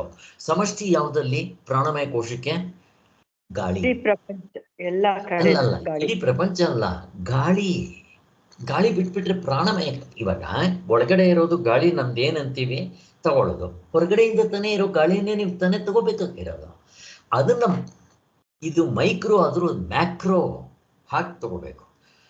ಹೀಗೆ ಅನ್ನಮಯ, ಪ್ರಾಣಮಯ, ಮನೋಮಯ, ಮನಸ್ಸು ಹಾಗೆ ಬುದ್ಧಿ, ಆಮೇಲೆ ಅದಾದ್ಮೇಲೆ ಆನಂದ, ಹೀಗೆಲ್ಲ ತಗೊತಾರೆ. ಒಟ್ಟಿನಲ್ಲಿ ಏನು ಅಂತಂದರೆ ಇಲ್ಲೇನೂ ಬಿಡೋಂಗಿಲ್ಲ. ಮೈಕ್ರೋ ಮ್ಯಾಕ್ರೋ ಅಂತ ಹಿಂಗೆ ಹೇಳ್ತಾರೆ, ನಾವು ಸ್ವಲ್ಪ ಗಮನ ಇಟ್ಕೊಂಡಿರ್ಬೇಕಷ್ಟೆ. ಹಾಗೆ ಇಲ್ದಿದ್ರೆ ಏನಾಗುತ್ತೆ, ಬೈ ಚಾನ್ಸ್ ನಾನೀಗ ಮೈಕ್ರೋ ಮ್ಯಾಕ್ರೋ ಈ ಪಂಚಭೂತಗಳು ಅವಸ್ಥಾತ್ರಯದಲ್ಲಿ ಪ್ರಾಬ್ಲಮ್ ಬರೋದಿಲ್ಲ. ನೀವು ಏನಾಗುತ್ತೆ ಹೇಳ್ರಿ, ಇಲ್ಲಿ ಎಚ್ಚರ ಅಂದಿದ ತಕ್ಷಣ ಅಲ್ಲಿ ಎಲ್ಲವೂ ಮೂಟೆ ಕಟ್ಬಿಡ್ತೀವಿ. ಎಚ್ಚರದಲ್ಲಿರೋದು ಕನಸು ಅಂದಿದ ತಕ್ಷಣ ಅದು ಮೂಟೆ ಕಟ್ಬಿಡ್ತೀವಿ. ಇಲ್ಲಿರೋದು ಪೂರ್ತಿ ಸೇರ್ಕೊಂಡ್ಬಿಡುತ್ತೆ. ಆಧ್ಯಾತ್ಮಿಕ, ಆದಿಭೌತಿಕ, ಆದಿ ದೈವಿಕ, ಅದರಲ್ಲಿರೋ ಕಾಲದೇಶ, ಕಾರ್ಯಕಾರಣ, ಒಟ್ಟು ಮೂಟೆ. ಕನಸು ಅಂದಿದ ತಕ್ಷಣ ಅದ್ರ ಮೂಟೆ.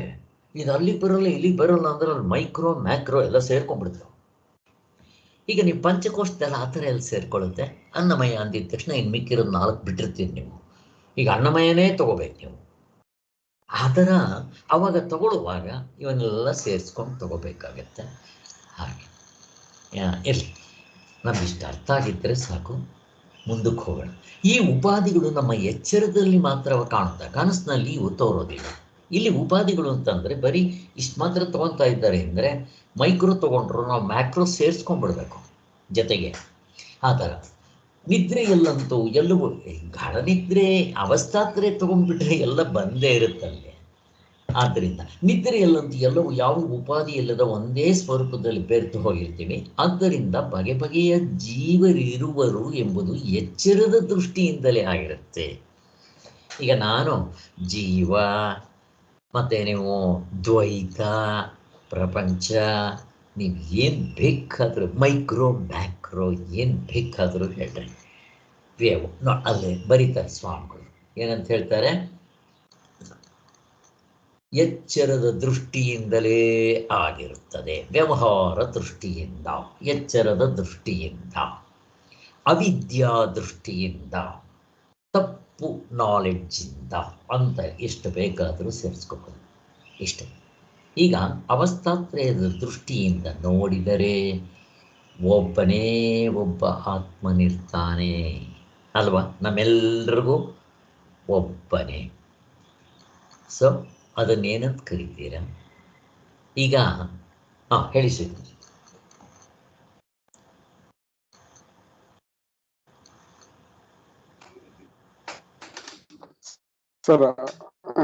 ಹಂಗೆ ಆ ತರ ನೀವು ಲೆಕ್ಕ ತಗೊಂಡ್ರೆ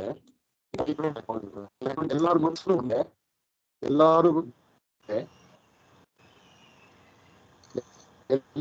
ಎಲ್ಲಾನು ಅಲ್ಲಿ ಏನು ಕಾಣೋದಿಲ್ಲ, ಬೇರೆ ಬೇರೆ ಎಲ್ಲ ಇಲ್ವಲ್ಲ, ಯಾಕಷ್ಟು ತಗೋಬೇಕು, ಅವೆಲ್ಲ ಲೆಕ್ಕಕ್ಕೆ ತಗೋಬೇಕು? ಈಗ ಒಂದು ಎಕ್ಸಾಂಪಲ್ ಕೊಟ್ಟರೆ ಆಗೋಯ್ತಲ್ಲ, ನಮ್ದೇ ಲೆಕ್ಕಕ್ಕೆ ತಗೊಂಡ್ರೆ ಆಯ್ತಲ್ವಾ? ಈಗ ನಮ್ದೇ ಮನಸ್ಸು ಬುದ್ಧಿ ಏನು ಬರಲ್ವಲ್ಲ ಅಲ್ಲಿ, ಎಲ್ಲರಿಗೂ ಅಲ್ಲೇ ಎಲ್ಲರಿಗೂ ಅದೇ ತರ ಅಲ್ವಾ? ಅದೊಂದು ಎಕ್ಸಾಂಪಲ್ ಎಲ್ಲಾರ್ದು ಸೇರಿದ ಮ್ಯಾಕ್ರೋ ಅಂತಾನೆ ಲೆಕ್ಕ ಇಟ್ಕೋಬೋದಲ್ಲ ಅಲ್ಲಿ. ತಗೋಬೇಕು. ನಾವು ತಗೊಳ್ದೇ ಇದ್ರೆ ಏನಾಗತ್ತೆ? ಪ್ರಶ್ನೆ ಏನಾಗುತ್ತೆ? ತಗೊಳ್ದೇ ಇದ್ದರೆ ಯಾರು ಎಕ್ಸಾಂಪಲ್ ಯಾರಿಗಾದ್ರೂ ಗೊತ್ತಾ? ತಗೊಳ್ದೆ ಅವ್ರು ಹಿಂಗೆ ಮಾಡ್ಕೊಂಡು ಹೋಗ್ತಾರೆ. ಅವರು ಬರೀ ಮೈಕ್ರೋ ಮಾತ್ರ ತಗೊಂಡು ಹೋಗ್ತಾರೆ, ಅವರು ಮ್ಯಾಕ್ರೋ ತಗೊಳ್ಳಲ್ಲ. ಅವ್ರ ಕತೆ ಏನಾಗುತ್ತೆ ಗೊತ್ತಾ? ಬೇರೆ ದರ್ಶನಕಾರರು. ಅವ್ರ ಮಟ್ಟಿಗೆ ಮಾತ್ರ ಆಗತ್ತೆ ದರ್ಶನ, ಬೇರೆ ಸಾರ್ವತ್ರಿಕ ಆಗಲ್ಲ. ಹಂಗಲ್ಲ, ಸಾರ್ವತ್ರಿಕ ಅನುಭವ ಆತ್ಮ ಅಂತಾರೆ. ನೀವೇನಾದ್ರೂ ನೋಡ್ರಿ, ಹೇಳಿ ಪ್ರತಿಭಾ, ಇವರು ಸರಿ, ದಿವ್ಯಾ ಹೇಳಿ, ಮಾತನ್ನೇನು ಹೇಳಿ. ಅಂದ್ರೆ ಒಬ್ಬೊಬ್ರಿಗೆ ಒಂದೊಂದು ಆತ್ಮ ಅಂತ ಆಗತ್ತೆ. ನಾನ್ ಮೋಕ್ಷ ಆದ್ಮೇಲೆ ಮತ್ತೆ ಸಪ್ರೇಟ್ ನೀನ್ ಮೋಕ್ಷ ಮಾಡ್ಕೋಬೇಕು, ಹಂಗೆ ಆತರ ಆಗೋಗ್ಬಿಡುತ್ತೆ. ಆಗುತ್ತೆ. ಈಗ ನನ್ನ ಆತ್ಮ ಇದ್ದಾನಲ್ಲ, ನನ್ನ ಆತ್ಮ ಬೇರೆ, ನಿಮ್ಮ ಆತ್ಮ ಬೇರೆ. ನಾನು ಮೈಕ್ರೋ ಏನಾದರೂ ಮಾಡ್ಕೊಂಡು ಹೋಗ್ಬಿಟ್ರೆ ಹಿಂಗಾಗ್ಬಿಡ್ತೀನಿ. ಆದ್ದರಿಂದ ನಿನ್ನ ಆತ್ಮ ಬೇರೆ, ನನ್ನ ಆತ್ಮ ಬೇರೆ. ಅವ್ರು ಕೇಳೋ ಪ್ರಶ್ನೆ ಏನು ಗೊತ್ತಾ? ಏನ್ರಿ ನಿಮ್ಮ ಆತ್ಮ ನನ್ನ ಆತ್ಮ ಒಂದೇ ಅದ್ವೈತ ತತ್ವ ಹೇಳ್ತೀರಾ? ಈಗ ನಾನು ಊಟ ಮಾಡ್ತೇನೆ, ನಿಮ್ಮ ಆತ್ಮನ ಒಂದೇ ತಾನೆ, ನೀವು ಊಟ ಮಾಡಬಾರ್ದಪ್ಪ ಅಂತ ಇವ್ನ ಕಾಲ ಮೇಲೆ ಕಾಲನ್ನು ನಟಿಸ್ಕೊಂಡು ಕೂತ್ಕೊತಾನೆ.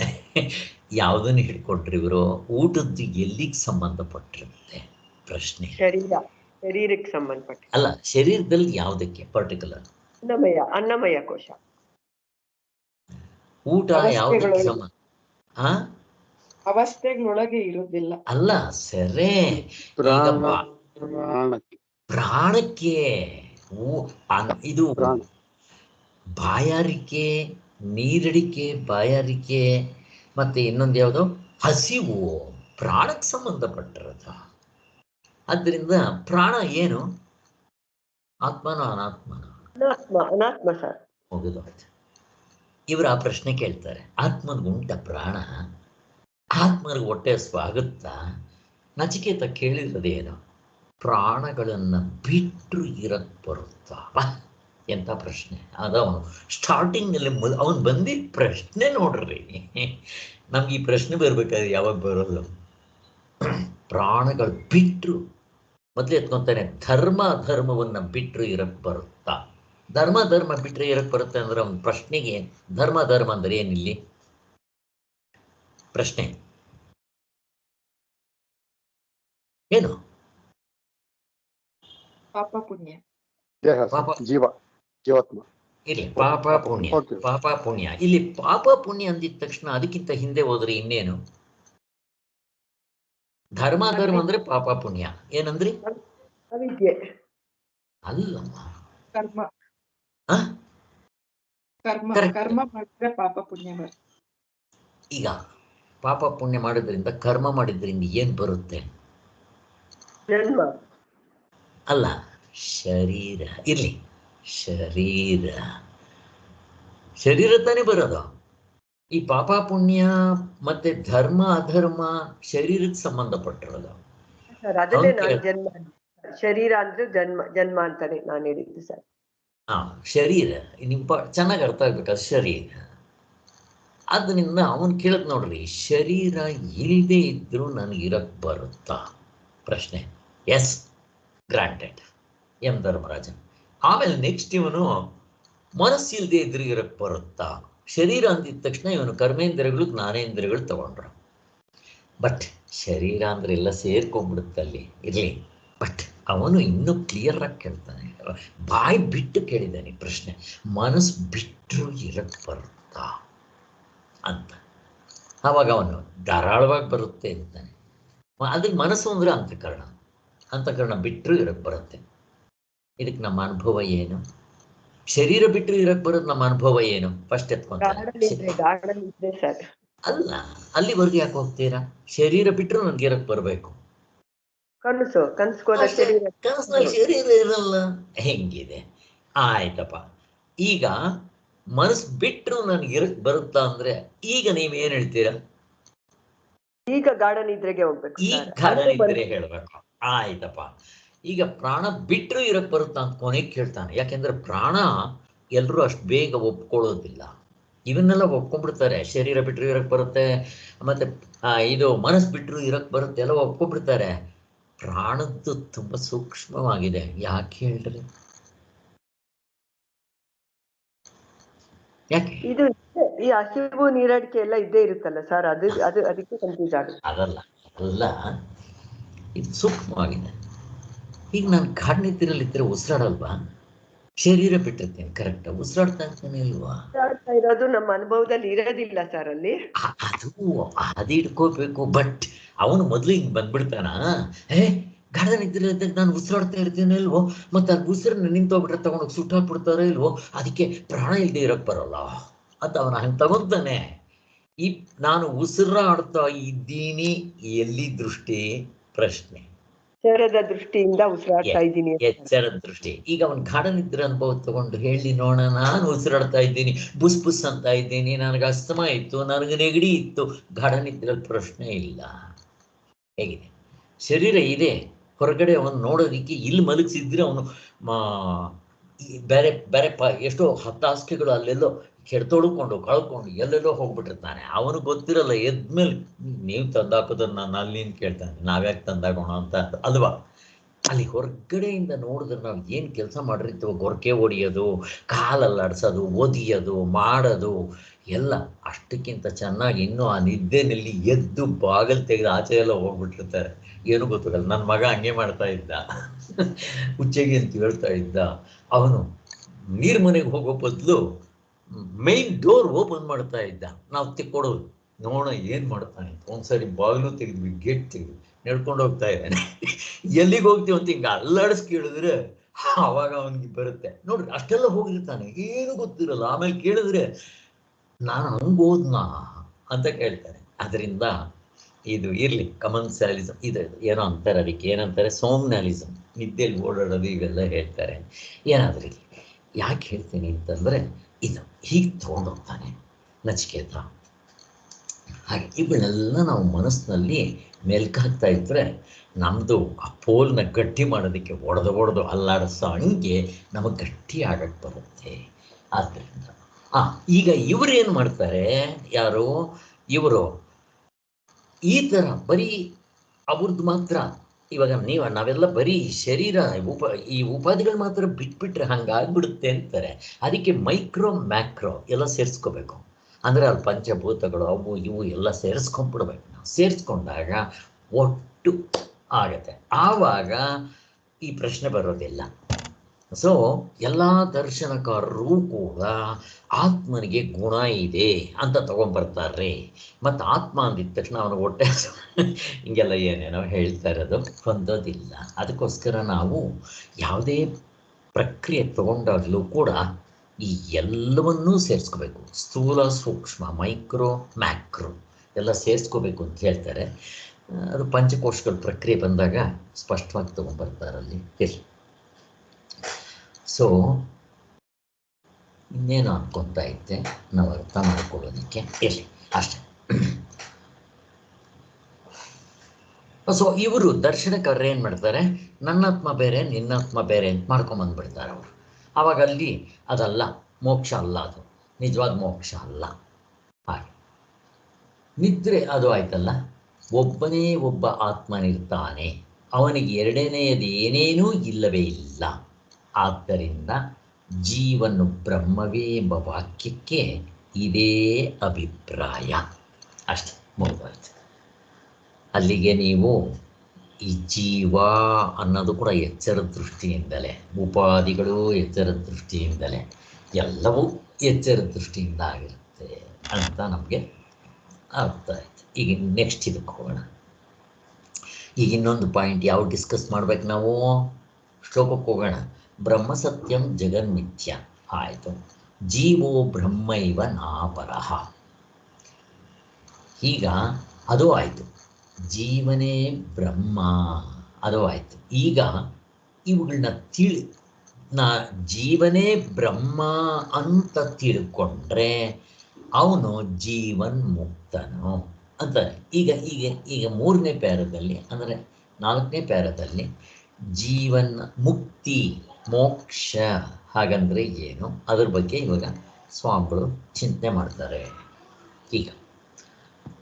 ಈಗ ಮೋಕ್ಷ ಅಂದರೆ ಎಷ್ಟು ಥರ ಮೋಕ್ಷಗಳು ಉಂಟು ಪ್ರಶ್ನೆ ಕೇಳ್ತಾರೆ. ಶಾಸ್ತ್ರದಲ್ಲಿ ಒಬ್ಬೊಬ್ಬರು ಒಂದೊಂದು ಥರ ಮೋಕ್ಷ ಅಂತಾರೆ. ಅದಕ್ಕೂ ಎಲ್ಲದಕ್ಕೂ ಮೋಕ್ಷ ಅಂತಾನೆ ಅಂತಾರೆ.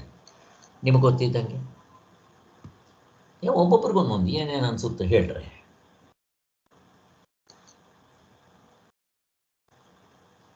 ಫಸ್ಟ್ ಎತ್ಕೊಂತಾರೆ ಹೊರಗಡೆಯಿಂದ, ಸ್ಥೂಲದಿಂದ ಬರೋಣ. ಮೋಕ್ಷ ಅಂದರೆ ಏನು, ಬಿಡುಗಡೆ ಅಂದರೆ ಏನು, ಅಥವಾ ಅಬ್ಬಾ ಮುಕ್ತನಾಗ್ಬಿಟ್ನಪ್ಪ ನಾನು ಅಂತಾರೆ ಜನರಲ್ ಆಗಿ ಜನ. ಏನು ಅರ್ಥ ಅದು? ಕಷ್ಟಗಳು ಪರಿಹಾರ ಸಿಕ್ಕದ ಕೂಡಲೇ. ಕರೆಕ್ಟ್. ಕಷ್ಟಗಳು ಪರಿಹಾರ ಆದರೆ ಅಬ್ಬಾ ನಾನು ಗೆದ್ಕೊಂಡಪ್ಪ ಮುಕ್ತನಾಗ್ಬಿಟ್ಟೆ ಅಂತಾರೆ. ಹಾಗೆ ಒಬ್ಬೊಬ್ರು ಒಂದೊಂದು ಹೇಳ್ರಿ, ನಿಮ್ಗೆ ಏನೇನು ತೋಚುತ್ತೋ ಹೇಳ್ರಿ ಹೊರಗಡೆಯಿಂದ. ಪ್ರತಿಭಾ ಏನೋ ಹೇಳ್ತಾ ಇದ್ರೆ ಹೇಳ್ರಿ. ಶರೀರದಿಂದ ಬಿಡುಗಡೆ ಆಯ್ತು ಅಂದ್ರೆ ಇಷ್ಟೊಂದು ಕಾಯಿಲೆಗಳು ಅದು ಇದೆಲ್ಲ ಇರುತ್ತಲ್ಲ. ಕಾಯಿಲೆ ವಾಸ ಆದ್ರೆ, ಸಾಲ ತೀರಿದ್ರೆ, ಒಬ್ಬ ಜೈಲಿನಲ್ಲಿ ಇರ್ತಾನೆ ಅಂತ ಇಟ್ಕೊಳ್ರಿ, ಅವನು ಬಿಡುಗಡೆ ಮಾಡಿದ್ರೆ ಏನಂತಾನೆ ಅವನು? ಅಯ್ಯಪ್ಪ ಸದ್ಯ ನನಗೆ ಬಿಡುಗಡೆ ಆಯ್ತಪ್ಪ, ಅದ್ರ ಮೋಕ್ಷ ಅಂತ ಕರಿತೀವಿ ನಾವು. ನಮ್ಮದ್ರಲ್ಲೂ ಬಿಡುಗಡೆ ಆಯಿತು ಅಂತಾನೆ ಹೇಳ್ತೀವಿ. ವ್ಯತ್ಯಾಸ ನೋಡ್ರಿ. ಹಾಗೆ ಈ ಥರದ್ದೆಲ್ಲ ಅವ್ರವ್ರ ಕಷ್ಟಗಳು ಹೋದರೆ, ರೋಗವಾಸಿ ಆದರೆ, ಸಾಲ ತೀರಿದ್ರೆ, ಏನೋ ಒಂದು ಅಥವಾ ಏನೋ ಒಂದು ಕೊರತೆ ಇತ್ತು, ಅದು ಸೆರೋಗ್ಬಿಟ್ರೆ ಅಪ್ಪ ಈಗ ನಾನು ಮುಕ್ತನಾದ್ನಪ್ಪ, ನಾನಿವಾಗ ಬಿಡುಗಡೆ ಆದ್ನಪ್ಪ, ಸ್ವಾತಂತ್ರ್ಯ ಅಂದರೆ ಇವೆಲ್ಲ ನಿಜವಾದ ಸ್ವಾತಂತ್ರ್ಯವಾ? ಹಾಗಾದರೆ ಇಲ್ಲಿ ನಮ್ಮ ಶಾಸ್ತ್ರಕ್ಕೆ ಬಂದಾಗ ಮೋಕ್ಷ ಅಂತಂದರೆ ಒಬ್ಬೊಬ್ಬರು ಒಂದೊಂದು ಹೇಳ್ತಾರೆ. ಇವಾಗ ಇನ್ನು ಸ್ವಲ್ಪ ಒಳಗೆ ಬರೋಣ. ಏನು ಹೇಳ್ತಾರೆ? ಮೋಕ್ಷ ಅಂದರೆ ಏನೇನು ಹೇಳ್ತಾರೆ? ಒಬ್ಬೊಬ್ಬರು ಒಂದೊಂದು ಹೇಳ್ತಾರೆ. ಏನಂತ? ಸತ್ ಮೇಲ್ ಮೋಕ್ಷ ಅಂತಾರೆ. ಸತ್ ಮೇಲ್ ಮೋಕ್ಷ. ಯಾರು ಹೇಳೋದು? ಯಾರು ಹೇಳೋದು? ದ್ವೈತಿಗಳು ಯಾರು ದ್ವೈತಿ? ರಾಮಾನುಜಾಚಾರ್ಯರು ಅವರೆಲ್ಲ. ಆಮೇಲೆ ಮಧ್ವಾಚಾರ್ಯರು ಅವರೆಲ್ಲ ದ್ವೈತಿಗಳೇ. ಅಲ್ಲಿ ವೈಕುಂಠಕ್ಕೆ ಹೋದ್ರು ಭಗವಂತ ನಾನು ಸಪ್ರೇಟ್ ಆಗಿರ್ತೀನಿ, ಪರಮಾತ್ಮನೇ ಬೇರೆ ನಾನೇ ಬೇರೆ ಅಂತ ಹೇಳ್ತಾರೆ. ಇನ್ಯಾರು ಹೇಳ್ತಾರೆ ಸತ್ ಮೇಲ್ ಮೋಕ್ಷ ಅಂತ? ಯಾವ ಧರ್ಮದವರು ಹೇಳ್ತಾರೆ?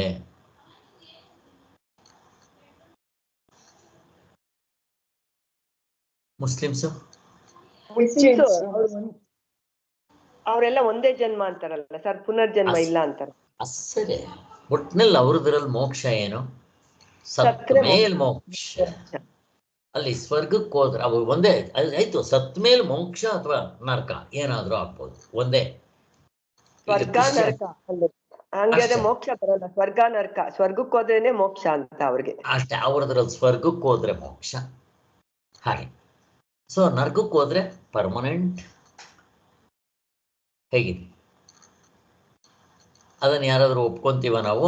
ನಮ್ಮದ್ರಲ್ಲಿ ಏನು ಬೈ ಚಾನ್ಸ್ ಸ್ವರ್ಗ ನರಕ ಅಂತ ನಮ್ಮದ್ರಲ್ಲೂ ಹೇಳ್ತೀವಿ. ನಮ್ಮದ್ರಲ್ಲಿ ಏನು? ಅದಕ್ಕೂ ಇದಕ್ಕೂ ವ್ಯತ್ಯಾಸ.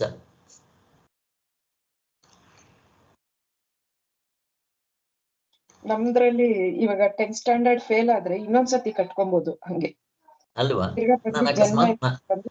ತಿದ್ಕೋಬಹುದು.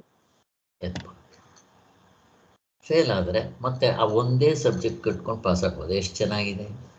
ವೀರಪ್ಪನ್ಗೂ ಅವಕಾಶ ಇದೆ ಮತ್ತೆ ಅವನು ಒಳ್ಳೇದಾಗೋದಕ್ಕೆ, ಯಾವಾಗ ಬೇಕಾದ್ರೂ ಅಲ್ವಾ? ಒಳ್ಳೆಯವ್ರಾಗ್ತಾನೆ. ಅಲ್ವಾ? ಯಾವುದು ಬ್ರಾಡ್ ಆಗಿದೆ, ಯಾವುದು ತುಂಬಾ ದೊಡ್ಡತನದಿಂದ ಕಾಣುತ್ತೆ, ಇದನ್ನು ಹೇಳುತ್ತೆ. ಅಲ್ಲಿ ಅವ್ರದ್ದು ವೈಶಾಲ್ಯತೆ. ಸಂಕುಚಿತ, ನ್ಯಾರೋ ಮೈಂಡೆಡ್, ನಮ್ದು ಬ್ರಾಡ್ ಮೈಂಡೆಡ್, ಪ್ರತಿಯೊಬ್ಬರನ್ನು ಸೇರಿಸ್ಕೊಡುತ್ತೆ. ಏನೋ ತಪ್ಪು ಮಾಡಿರ್ತಾರೆ, ನಿನಗೂ ಕೂಡ ಉಂಟಪ್ಪ, ಎಷ್ಟು ಚೆನ್ನಾಗಿ, ನಿಮ್ಮದ್ರಲ್ಲಿ ಹಾಳಾಗೋಗೋ ಆಗೋಯ್ತು ನಿನ್ನ ಕತೆ, ಸತ್ತೇ, ಅವನೆಷ್ಟು ಡಿಪ್ರೆಷನ್ಗೆ ಹೋಗ್ಬಿಡ್ತಾನೆ. ಹಂಗಿಲ್ವೂ ಇಲ್ಲ, ತತ್ವ ನಿಜವಾದ ಸ್ಥಿತಿಲಿ ಹಂಗಿಲ್ವೂ ಇಲ್ಲ. ಹೇಗಿದೆ? ಆಯಿತು. ಎಲ್ಲ ಬೇರೆಯವರು ಬುದ್ಧಿಸಮ್ನವ್ರಿಗೆ ಇದೇ ಇಲ್ಲ. ಅವೆಲ್ಲ ಅವ್ರದ್ರಲ್ಲಿ ಸ್ವರ್ಗ ನರಕ ಉಂಟಾ? ಪುನರ್ಜನ್ಮ ಉಂಟಾ? ಇಲ್ಲ ಸರ್, ಶೂನ್ಯ ಇಲ್ಲ. ಅವರು, ಶೂನ್ಯ. ಬುದ್ಧನೇ ಎಷ್ಟೊಂದು ಹಿಂದಿನ ಜನ್ಮಗಳೆಲ್ಲ ನೆನಪಿಗೆ ಬಂತು ಅಂತ ಅನ್ಸಲ್ಲ ಸರ್? ಮತ್ತೆ ಇಲ್ಲಂತೀರಿ ನೀವು. ಅವರು ಪುನರ್ಜನ್ಮ ಒಪ್ಕೊಂತಾರೆ, ಮೋಕ್ಷ ಒಪ್ಪಲ್ಲ. ಅವ್ರದ್ರಲ್ಲಿ ಆತ್ಮನೇ ಇಲ್ಲ, ಮತ್ತು ಅವ್ರದ್ರಲ್ಲಿ ಸ್ವರ್ಗ ನರಕ ಕ್ವಶನ್ನೇ ಇಲ್ಲ. ಅಲ್ಲ ಸಾರಿ, ಒಟ್ನಲ್ಲಿ ಅಲ್ಲಿ ಹೋಗ್ತಾರೆ, ಪುನರ್ಜನ್ಮ ಉಂಟು, ಅವರಲ್ಲೂ ಕೂಡ ಸ್ವರ್ಗ ನರಕ ಏನೋ ಒಂದು ಇಟ್ಕೊತಾರೆ. ಅವರು ಯಾವುದನ್ನು ನಂಬಲ್ಲ, ಎಲ್ಲ ಶೂನ್ಯ ಅಂತಾರೆ ಅವರು. ಒಟ್ಟಿನಲ್ಲಿ ಪುನರ್ಜನ್ಮ ಉಂಟು ಅವ್ರದ್ರಲ್ಲಿ. ಯಾಕೆ? ಬುದ್ಧನಿಗೆ ಅಷ್ಟು ಹಿಂದಿನ ಜನ್ಮಗಳು 300 ಜನ್ಮಗಳೇನೋ ನೆನಪು ಬಂತು ಅಂತ ಹೇಳ್ತಾರೆ ಅವ್ರದ್ದು. ಆದ್ದರಿಂದ ಅವ್ರದ್ರಲ್ಲೂ ಪುನರ್ಜನ್ಮ ಉಂಟು. ಆಮೇಲೆ ಈಗ ಕ್ರಿಶ್ಚಿಯನ್ಸು, ಇವರು ಮುಸ್ಲಿಮ್ಸು ಎಲ್ಲರೂ ಕೂಡ ಪುನರ್ಜನ್ಮವನ್ನು ಒಪ್ತಾರೆ. ಅವ್ರದ್ದು ಸತ್ತರೆ ಅಲ್ಲಿಗೆ ಹೋದರೆ ನರಕ ಸ್ವರ್ಗ ಅಷ್ಟು. ಈಗ ನಮ್ಮ ರಾಮಾನುಜಾಚಾರ್ಯರು ಮಧ್ವಾಚಾರ್ಯರು ಅಲ್ಲಿ ಅವ್ರಿಗೆ ಮೋಕ್ಷ ಅಂತಂದರೆ ಏನಂತ ಹೇಳಿದ್ವಿ, ಅಲ್ಲಿಗೆ ಹೋಗಬೇಕು ಅಂತ. ಈಗ ಅವ್ರದ್ರಲ್ಲಿ ಮೋಕ್ಷ ಅಂತಂದರೆ ಹೇಗೆ? ಈಗ ಫಾರ್ ಎಕ್ಸಾಂಪಲ್ಲು, ಶಿವನ ಭಕ್ತರು ಕೈಲಾಸಕ್ಕೆ ಹೋಗ್ತಾರೆ ಅಂತ ಇಟ್ಕೊಳ್ರಿ, ನಾರಾಯಣನ ಭಕ್ತರು ವೈಕುಂಠಕ್ಕೆ ಹೋಗ್ತಾರೆ ಅಂತ ಇಟ್ಕೊಳ್ರಿ. ಈಗೇನಾಗುತ್ತೆ? ಅಲ್ಲಿ ಶಿವ ಇರ್ತಾನೆ, ಇಲ್ಲಿ ನಾರಾಯಣ ಇರ್ತಾರೆ, ಇಲ್ಲಿ ಭಕ್ತರು ಇರ್ತಾರೆ. ಈಗ ಯಾರು ದೊಡ್ಡವರು, ಯಾರು ಚಿಕ್ಕವರು? ಇಲ್ಲಿ ಇವ್ರದ್ರಲ್ಲಿ ಮೋಕ್ಷ ಅಂದರೆ ಇಷ್ಟೇನಪ್ಪ, ಹೋಗ್ಬಿಡೋದು. ಅವನಲ್ಲಿ ಮೇಲೆ ಕೂತಿರ್ತಾನೆ, ನಾನು ಕೆಳಗೆ ಕೂತ್ಕೊತೀನಿ ಅಷ್ಟೇ. ಅವನ ಕೆಳಗೆ ನಾನು ಭಕ್ತ, ಅವನ ಒಂದು ತುಣುಕು. ಸರಿ, ಯಾಕಾಗಬಾರ್ದು ಇದು ಮೋಕ್ಷ? ಅಲ್ಲಿ ದೇವ್ರ ಜೊತೆಲೇ ಇರ್ತೇನಲ್ಲ, ನಾನು ರಾಮನ ಜೊತೆಲೇ ಇರ್ತೇನಲ್ಲ, ಪ್ರಶ್ನೆ ಕೇಳ್ತಾ ಇದ್ದೀನಿ, ಯಾಕಾಗಬಾರ್ದು? ಆಗಲ್ಲ ಸರ್, ಎರಡು ನಾನು ಸಪ್ರೇಟು, ಭಗವಂತನೇ ಸಪ್ರೇಟು ಅಂತ ಆಗುತ್ತಲ್ಲ ಸರ್? ಮೋಕ್ಷ ಆಗುತ್ತೆ. ಆಗಲ್ಲ. ನಮ್ಗೇನು ತೊಂದರೆ? ಆಗ್ಲಿ ಬಿಡ್ರಿ, ಎರಡಾದ್ರೆ ಏನು ಕಳ್ಕೊಳ್ಳೋದೇನು? ನನಗೇನು ತೊಂದರೆ? ದ್ವೈತ ಆಗ್ಬಿಡುತ್ತೆ ಇವಾಗ. ಆಗ್ಲಿ ಬಿಡಿ, ನೀವು ದ್ವೈತ ಅಂತೀರ, ಆದ್ರೆ ಆಗ್ಲಿ ಬಿಡ್ರಿ. ದೇವ್ರ ಅಂದ್ರೆ ಗೆಲ್ತಾರೆ, ಏನಾದ್ರು ತಪಸ್ ಮಾಡಿ ಸಾಧನೆ ಮಾಡಿ ಏನಾದ್ರು ಗೆದ್ಬಿಡ್ತಾನೆ ಅಂದ್ರೆ ಸೋಲ್ಸಕ್ ಬರ್ತಾನಲ್ವ? ಯಾರು? ದೇವತೆಗಳಲ್ಲೂ ಇಂದ್ರ, ಅರ್ಥ ಆಗಿಲ್ಲ. ರಾಕ್ಷಸರು ತಪಸ್ ಮಾಡಿದಾಗ ಇಂದ್ರ ಬಂದ್ಬಿಟ್ಟು ಅದು ತಪಸ್ನ ಕೆಡಿಸ್ತಾನಲ್ವಾ? ಅದೇ ತರ ಎರಡೆರಡು ಆಗ್ಬಿಡುತ್ತೆ. ಅಲ್ಲ, ಇಂದ್ರನ ಲೋಕ ಅಲ್ಲ ಇದು, ಇಂದ್ರನಿಗಿಂತ ಮೇಲ್ಗಡೆ ಇರೋದು ಸ್ವರ್ಗ. ಇದು ಪರಮಾತ್ಮ ಶಿವನ್ ಲೋಕ ಇರದೇ ಎರಡಲ್ಲಿ. ನಾರಾಯಣನ್ ಲೋಕ ನನ್ಗೊಂದಿನ ರಾಮನ್ ಮೇಲೆ ಅಸೂಯೆ ಬಂದ್ಬಿಡತ್, ರಾಮ ಮೇಲ್ ಕೂತಿದಾರೆ, ನಾನ್ ಕೆಳಗ್ ಕೂತಿದೀನಿ, ನಾನೇ ರಾಮ ಆಗ್ಬೋದು. ಆವಾಗ ಏನ್ ಮಾಡ್ತೀರಾ? ಅಸೂಯೆ ಬರುತ್ತೆ ಅಂತ ಇಟ್ಕೊಳ್ರಿ, ಅಥವಾ ಭಯ ಬಂತು ಅಂತ ಇಟ್ಕೊಳ್ರಿ. ಯಾಕೆ? ಮೇಲಿದ್ದಾನೆ, ನಿಮ್ಗೆ ಅಸೂಯೆ ಬರ್ಬೋದು. ಅದು ಬರ್ತಾ ಇಲ್ವಪ್ಪ, ಇವಾಗ ಎರಡು ಎಲ್ಲಿದ್ರೆ ಅವಾಗ ಅವನು ಅಷ್ಟು ಮೇಲೆ ಕೂತಿದ್ದಾನಲ್ಲ, ನಾನು ಯಾವಾಗಲೂ ಇಲ್ಲೇ ಕೂತ್ಕೋಬೇಕಾ ಅನ್ನಿಸ್ತು. ಏನು ಮಾಡ್ತೀರ ಅವಾಗ? ನಿಮ್ಮ ಅಂತಃಕರಣದಲ್ಲಿ ಕಾಮ ಇದೆ ಅಂತಾಯ್ತು, ಆಮೇಲೆ ಹೊಟ್ಟೆ ಕಿಚ್ಚಿದೆ ಅಂತಾಯ್ತು, ಮುಕ್ತರಂಗಾಗ್ತೀರಾ? ಎರಡನೇದು, ಅವನು ಕೋಪ ಮಾಡ್ಕೊಂಡು ತಿರ್ಗಿ ನಾನು ಶಾಪ ಕೊಟ್ಟರೆ ಏನು ಮಾಡಬೇಕು? ನನಗೆ ಭಯ ಹೋಗೋದಿಲ್ವೇ? ಇದೆಯಲ್ಲ, ಇವಾಗ ತಿರ್ಗಿ ಸ್ಟಾರ್ಟ್ ಆಯ್ತಲ್ಲ ಭಯ. ಮೋಕ್ಷ ಎಲ್ಲ ಆಗುತ್ತೆ. ಹೆಂಗಿದೆ ನೋಡ್ರಿ, ಹೆಂಗೆ ತಗೊಂಡ್ಬರ್ತಾರೆ ಹೀಗೆ. ಸೊ ಇದು ಅಲ್ಲಿ ಹೋದ ಮೇಲೆ ಆಗೋದು. ಬಟ್ ಇಲ್ಲಿ ನನಗೆ ಅನುಭವದಲ್ಲಿ ತೋರಿಸ್ಬೇಕಪ್ಪ. ಹೇಗೆ ತೋರಿಸ್ತೀರ ಅಂದರೆ, ರಾಮ ದರ್ಶನ ಆಗ್ಬಿಟ್ಟಿದ ತಕ್ಷಣ ನನಗೆ ಮೋಕ್ಷ ಆಗಲ್ಲ, ನಮ್ಮ ಅನುಭವದಲ್ಲ. ಸತ್ಮೇಲೆ ತಾನೇ, ಸತ್ಮೇಲೆ ನೀವು ಹೋಗಿಲ್ಲ, ನಾನು ಹೋಗಿಲ್ಲ, ಶಾಸ್ತ್ರ ಹೇಳೋದು ನಂಬ್ಕೋಬೇಕು ನಾವು. ಬಟ್ ಇದು ನಮಗೆ ಕನ್ವಿನ್ಸ್ ಆಗುತ್ತೆ, ಈ ಲಾಜಿಕ್ ಏನಿದೆಯೋ ಹೌದು ಅಂತ ಅನಿಸುತ್ತೆ. ಬಟ್ ನನಗೆ ಅನುಭವ ಬೇಕಪ್ಪ. ಅನುಭವ ಹೆಂಗೆ ತೋರಿಸ್ತೀರಾ? ಗಾಢ ನಿದ್ರೆ ಅನುಭವ ಸರ್. ಹೆಂಗೆ? ಅಲ್ಲಿ ಏನು ಭಯ ಇರಲ್ಲ, ನಾನು ಬೇರೆದು ಎರಡಿಲ್ಲ, ಅಲ್ಲಿ ಆನಂದವಾಗಿರ್ತೀನಿ. ಕಾಮ, ಕ್ರೋಧ, ಲೋಭ, ಮೋಹ ಯಾವುದೂ ಇಲ್ಲ, ಜೀವನೂ ಇರಲ್ಲ. ಉಸಿರಾಡ್ತಾ ಇರೋದು ಅನುಭವದಲ್ಲಿ ಇರೋದಿಲ್ಲ ನಮ್ಗೆ. ಹಸಿವು, ಬಾಯಾರಿಕೆ, ನೀರಡಿಕೆ ಯಾವುದೂ ಇರೋದಿಲ್ಲ. ಕರೆಕ್ಟ್. ನನಗಿನ್ನೂ ಕ್ಲಿಯರ್ ಆಗಬೇಕು. ಯಾರೋ ಹೊಸಬರು ಬಂದರೆ ಅವ್ರಿಗೆ ಅರ್ಥ ಆಗಲ್ಲ ನೀವು ಹೇಳಿದ್ದು. ನಮಗೆಲ್ರಿಗೂ ಅರ್ಥ ಆಗುತ್ತದ. ಈಗ ಅರ್ಥ ಆಗ್ಬೇಕು, ಏನು ಮಾಡಬೇಕು? ಈಗ ನನ್ನ ಪ್ರಶ್ನೆ, ಕೈಲಾಸದಲ್ಲಿ ಅವನಿರ್ತಾನೆ ಶಿವ, ನಾನು ಅವನ ಕೆಳಗಡೆ ಕೂತಿರ್ತೀನಿ, ಇದನ್ನು ಮೋಕ್ಷ ಅಂತ ತುಂಬ ಜನ ಹೇಳೋದು. ಅದಲ್ಲ ಅಂತ ನಮಗೆ ತೋರಿಸ್ಬೇಕು ಅನುಭವದಲ್ಲಿ. ಹೇಗೆ ತೋರಿಸ್ತೀರಾ? ಅನುಭವದಲ್ಲಿ ಕೈಲಾಸನೂ ಇರಲ್ಲ, ವೈಕುಂಠನೂ ಇರಲ್ಲ, ನಾರಾಯಣನೂ ಇರಲ್ಲ. ನಾವೇ ಆತ್ಮನಾಗೇ ಇರ್ತೀವಿ. ಅಲ್ಲಿ ಏನೊಂದು ಇರೋದಿಲ್ಲ.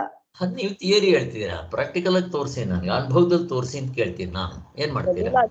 ನಾವು ಗಾಢ ನಿದ್ರೆ ಹೋದಾಗ ನಮ್ಮ ಅನುಭವನೇ ಚೆಕ್ ಮಾಡ್ಕೊಬೇಕು, ಅವಾಗ ನಮ್ಗೆ ಗೊತ್ತಾಗುತ್ತೆ.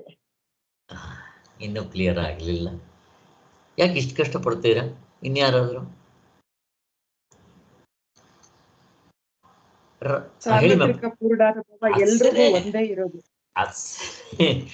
ರಾಮಕೃಷ್ಣ ಪರಮಹಂಸರು ತಗೊಳ್ರಪ್ಪ. ರಾಮಕೃಷ್ಣ ಪರಮಹಂಸರನ್ನ ಕೇಳಿದ್ರು, ಕಾಳಿ ನನಗೆ ಪ್ರತ್ಯಕ್ಷ ಆಗ್ತಾಳೆ ಅಂತ. ಹೌದಪ್ಪ, ಎಚ್ಚರದಲ್ಲಿ ನಿಮ್ಗೆ ಯಾವಾಗಲೂ ಕಾಳಿ ಕಾಣಿಸ್ತಾನೆ? ಹೌದಪ್ಪ, ನಾನು ಎದ್ದಿದ್ರೆ ಸಾಕು, ಎದ್ದಾಗಲಿಂದ ನಾನು ತಿರ್ಗಾ ಮಲಗೋವರೆಗೂ ನನಗೆ ಆ ಕಾಳಿ ನನ್ನ ಜೊತೆಯಲ್ಲಿ ಇರ್ತಾಳೆ, ಡೌಟೇ ಇಲ್ಲ. ಆಯಿತು ಸ್ವಾಮಿ, ನೀವು ಕನಸು ಕೂತ್ರೆ ಏನು ಮಾಡ್ತೀರಾ? ಅಯ್ಯೋ, ಕನಸಿನಲ್ಲೂ ಕೂಡ ಕಾಳಿ, ನಾನು ಎಷ್ಟು ಸಾರಿ ಕನಸು ಬೀಳಲಿ ಕಾಳಿ ಇರ್ತಾಳೆ. Okay, granted. ಸ್ವಾಮಿ, ನೀವು ನಿದ್ದೆಗೆ ಹೋದಾಗ ನಿಮ್ಮ ಕಾಳಿ ಬರ್ತಾಳ ಅಂತ ಕೇಳಿದ್ರಂತೆ. ಹೌದು, ಅಲ್ಲ, ನಾನು ಯಾವತ್ತು ಯೋಚನೆ ಮಾಡಿರ್ಲಿಲ್ವೇ, ನಿದ್ದೆಲಿ ಬರಲ್ವೇ ಅಂದರು.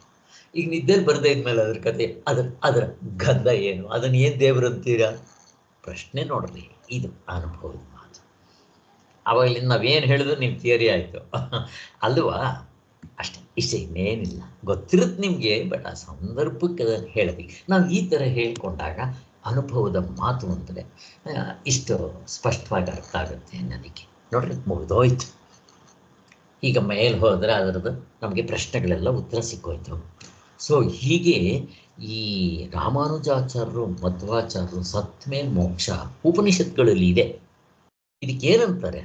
ಸತ್ತ ಮೇಲೆ ನಾವು ಅಲ್ಲಿ ಹೋಗ್ತೀವಿ, ಅಲ್ಲಿ ಮೋಕ್ಷ ಅನ್ನೋದಕ್ಕೆ ಏನಂತಾರೆ ಶಾಸ್ತ್ರದ ಪ್ರಕಾರ?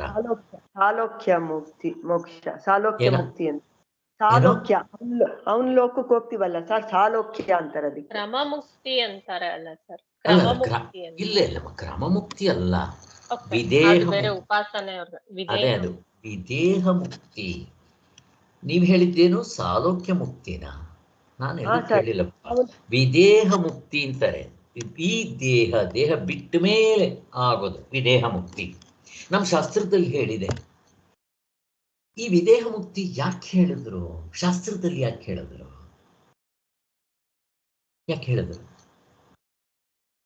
ಇಲ್ಲಿ ಸದ್ಯೋಮುಕ್ತಿನೂ ಹೇಳ್ತಾರೆ. ಸದ್ಯೋಮುಕ್ತಿ ಅಂದ್ರೆ ಏನು? ಈ ಎರಡನ್ನೇ ಹೇಳಿರೋದು, ಸದ್ಯೋಮುಕ್ತಿ, ವಿದೇಹ ಮುಕ್ತಿ. ಸ್ವರ್ಗದ್ದೇನು ಹೇಳಿಲ್ಲ ಅವರು. ಪುರಾಣಗಳಲ್ಲಿ ಬರೋದು ಸ್ವರ್ಗ, ನರ್ಕ ಇದೆಲ್ಲ. ಇಲ್ಲಿ ನಮ್ಮ ವೇದ ಉಪನಿಷತ್ನಲ್ಲಿ ಏನಿದೆಯೋ ಪುರಾಣದಲ್ಲಿ ಅದನ್ನೇ ಹೇಳೋದು. ಇಲ್ಲಿ ಎರಡನ್ನ ಹೇಳ್ತಾರೆ. ಶಾಸ್ತ್ರನ ಓದಿದಾಗ ಸದ್ಯೋಮುಕ್ತಿ, ಜ್ಞಾನಮುಕ್ತಿ, ಬದುಕಿರುವಾಗಲೇ ಮುಕ್ತಿ ಆಗೋದಕ್ಕೆ ಸದ್ಯೋಮುಕ್ತಿ, ಜೀವನ್ ಮುಕ್ತಿ. ಈ ಜೀವನ್ ಮುಕ್ತಿ ಅನ್ನೋದು ಇಲ್ಲಿದೆ ಹೇಳ್ತಾ ಇರೋದು. ವಿದೇಹ ಮುಕ್ತಿ ಅಂತಂದ್ರೆ ಸತ್ ಮೇಲಾಗೋದು. ಈ ಶಾಸ್ತ್ರದಲ್ಲಿ ಯಾಕೆ ಹೇಳಿದ್ರು? ಪ್ರಶ್ನೆ ಕೇಳ್ತಾ ಇದ್ದೀನಿ. ಅವನಿಗಿನ್ನು ಸಾಯೋಷ್ಟೊತ್ತಿಗೆ ಇನ್ನೂ ದೇಹದ ಮೇಲೆ ಸ್ವಲ್ಪ ಇರುತ್ತೇನೋ, ಅವನು ಸತ್ ಮೇಲೆ ಅದು ಅವನು ಮೋಕ್ಷ ಪಡ್ಕೊಂತಾನೆ ಅಂತ. ಅದೇಂಗಾಗತ್ತೆ?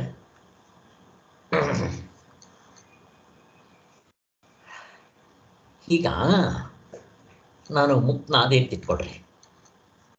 ಸಂಚಿತ ಕರ್ಮ ಸುಟ್ಟು ಭಸ್ಮ ಆಗ್ಬಿಟ್ಟಿರುತ್ತೆ.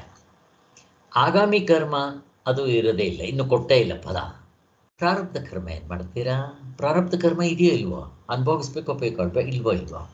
ಆದ್ದರಿಂದ ನೀವು ಪ್ರಾರಬ್ಧ ಕರ್ಮ ಇರೋದ್ರಿಂದ ಮುಕ್ತರಂಗಾಗ್ತೀರಾ. ಅದಕ್ಕೇನು ಮಾಡಬೇಕು?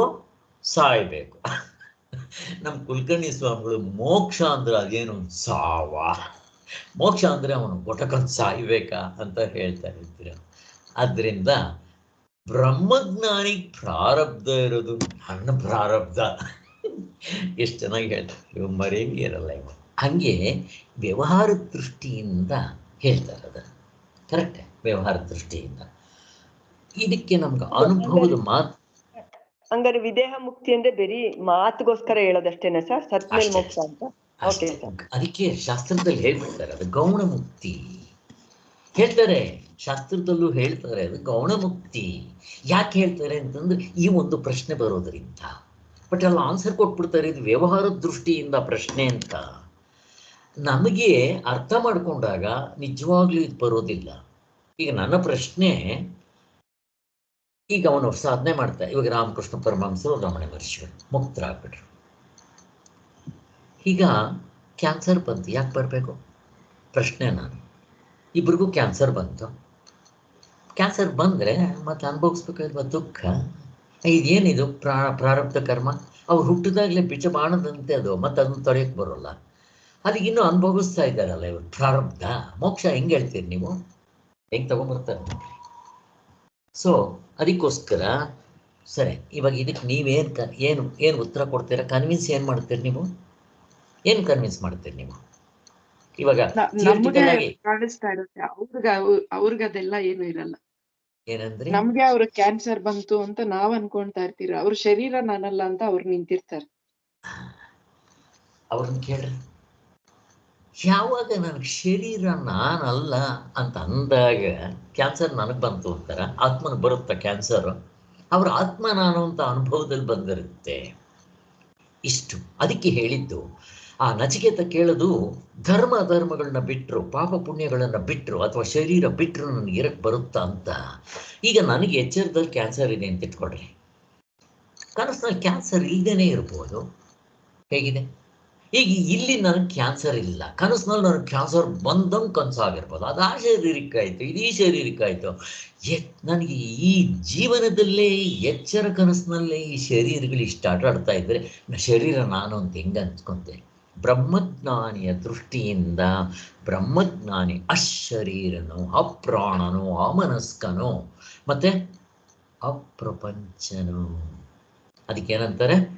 ಪ್ರಪಂಚೋಪಶಮಂ. ಅವನಿಗೆ ಕರ್ತೃತ್ವ ಇಲ್ಲ, ಭೋಕ್ತೃತ್ವ ಇಲ್ಲ, ಜ್ಞಾತೃತ್ವ ಇಲ್ಲ. ಅವನೇನಂತಾರೆ? ಪ್ರಮಾತೃತ್ವ ಇಲ್ಲ. ಅವನ ಅನುಭವದಲ್ಲಿ ಗೊತ್ತಾಗ್ಬಿಡುತ್ತೆ.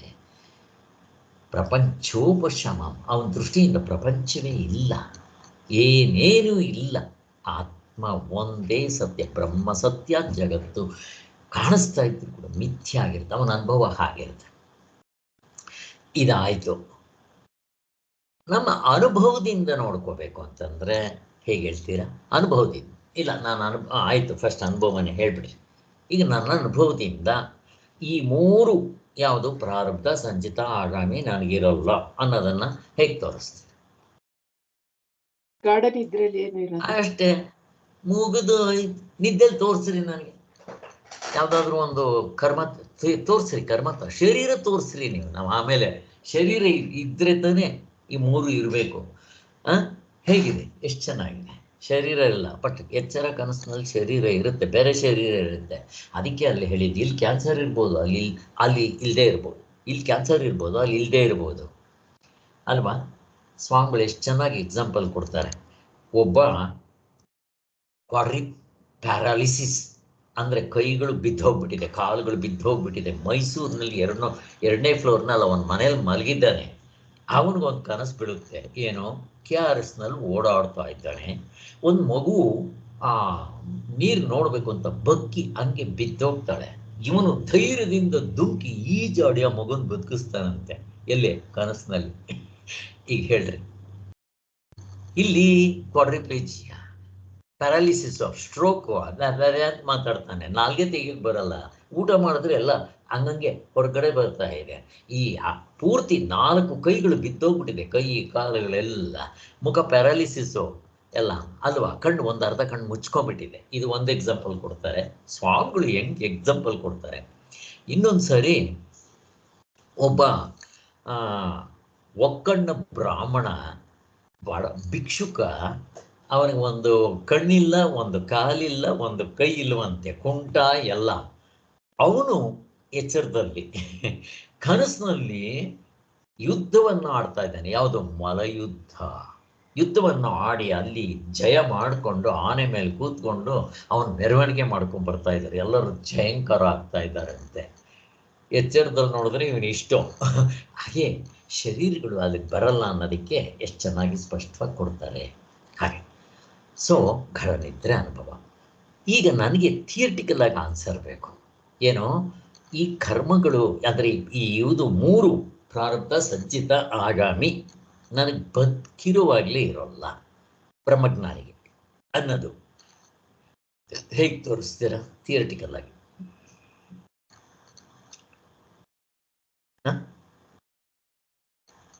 ಥಿಯರಿಟಿಕಲ್ ಇದು. ಈಗ ಇಷ್ಟೊತ್ತು ಹೇಳಿದ್ದು ಸಾರ್ವತ್ರಿಕ ಪೂರ್ಣ ಅನುಭವ, ನೀವು ಯಾರು ಬೇಕಾದ್ರೂ ನೋಡ್ಕೋಬೋದು ನಿದ್ದೆದು. ಈಗ ಥಿಯರಿಟಿಕಲ್ ಆಗಿ ನನಗೆ ಆನ್ಸರ್ ಬೇಕು ಅಂದರೆ ಅದಕ್ಕೂ ಇದು ಉತ್ತರ ಕರೆಕ್ಟಾಗಿ ಕೊಡ್ತಾರೆ ಶಾಸ್ತ್ರದಲ್ಲಿ. ಯಾರಾದ್ರೂ ನೆನಪಂತ ಹೇಳಿರ್ತೀವಿ, ಮರ್ತೋಗ್ಬಿಟ್ಟಿರುತ್ತೆ ಪಾಪ. ಇವರು ರಮಣ ಮಹರ್ಷಿಗಳು ಹೇಳಿ ಏನಮ್ಮದು? ನೀವ್ ಅಲ್ಲಿ ಬರ್ಬೇಕು ಅಂತಂದಾಗ ಅವ್ರು ಹೇಳ್ತಾರೆ answer as I am not there ಅಂತ ಅನ್ಬಿಟ್ಟಂತ. ಇಲ್ಲ, ಅದಕ್ಕೆ ಇದಕ್ಕೆ ಸಂಬಂಧ ಇಲ್ಲ. ಅದು ಸರ್ವಂ ಕಲ್ವಿದಂ ಬ್ರಹ್ಮ. ನಾನು ಅಲ್ಲೂ ಇದ್ದೀನಿ, ಇಲ್ಲಿ ಇದ್ದೀನಿ. ಬಟ್ ಇಲ್ಲಿ 3 ಪ್ರಾರಬ್ಧ, ಸಂಚಿತ, ಆಗಾಮಿ 3 ಇಲ್ಲ ಬ್ರಹ್ಮಜ್ಞಾನಿಗೆ. ಬ್ರಹ್ಮಜ್ಞಾನಿಗಲ್ಲ, ನನಗೆ ಇಲ್ಲ. ಈಗಲೇ ನೋಡ್ಕೊಂಡ್ರೆ ಇರಲ್ಲ, ಹಂಗೆ ತಗೊಂಡ್ಬರ್ತಾರೆ. ಬಟ್ ಇದು ಅರ್ಥ ಆಗೋದಕ್ಕೆ ಯಾವ ಕರ್ಮತಿ ಇವು ಇಲ್ಲ ಅನ್ನೋದಕ್ಕೆ ತೋರಿಸ್ತಾರೆ, ತುಂಬ ಚೆನ್ನಾಗಿ ತೋರಿಸ್ತಾರೆ ನೋಡ್ರಿ. ಈಗ ರಾಮನ ತಂದೆ ದಶರಥ ಇದ್ದಾನೆ ಇಲ್ಲಿ. ಈಗ ರಾಮ ಇಲ್ಲಿದ್ದಾನೆ, ಯಾರೂ ಇಲ್ಲ, ಇವರೆಲ್ಲ ಹೋಗ್ಬಿಟ್ಟಿದ್ದಾರೆ ಅಂತ ಇಟ್ಕೊಳ್ರಿ. ಈಗ 3 ಜನ ಹೆಂಡ್ತಿದ್ದಾರೆ ಅವನಿಗೆ. ಈಗ 2 ಇಲ್ಲಿದ್ದಾರೆ ಅಂತ ಇಟ್ಕೊಳ್ರಿ. ಅಲ್ಲಿ ಭರತ ಹೋಗಿದ್ದ, ಭರತನ ಜೊತೆನಲ್ಲಿ ಅವನ ತಾಯಿನೂ ಹೋಗಿದ್ರು ಅಂತ ಇಟ್ಕೊಳ್ರಿ. ಈಗ ದಶರಥ ಸತ್ತೋಗ್ಬಿಟ್ಟ ಅಂತ ಇಟ್ಕೊಳ್ರಿ. ಎಷ್ಟು ಜನ ವಿದ್ವೇರು? ಪ್ರಶ್ನೆ ಕೇಳ್ತೇನೆ ನಾನು. ಎಷ್ಟು ಜನ ವಿದ್ವೇರು?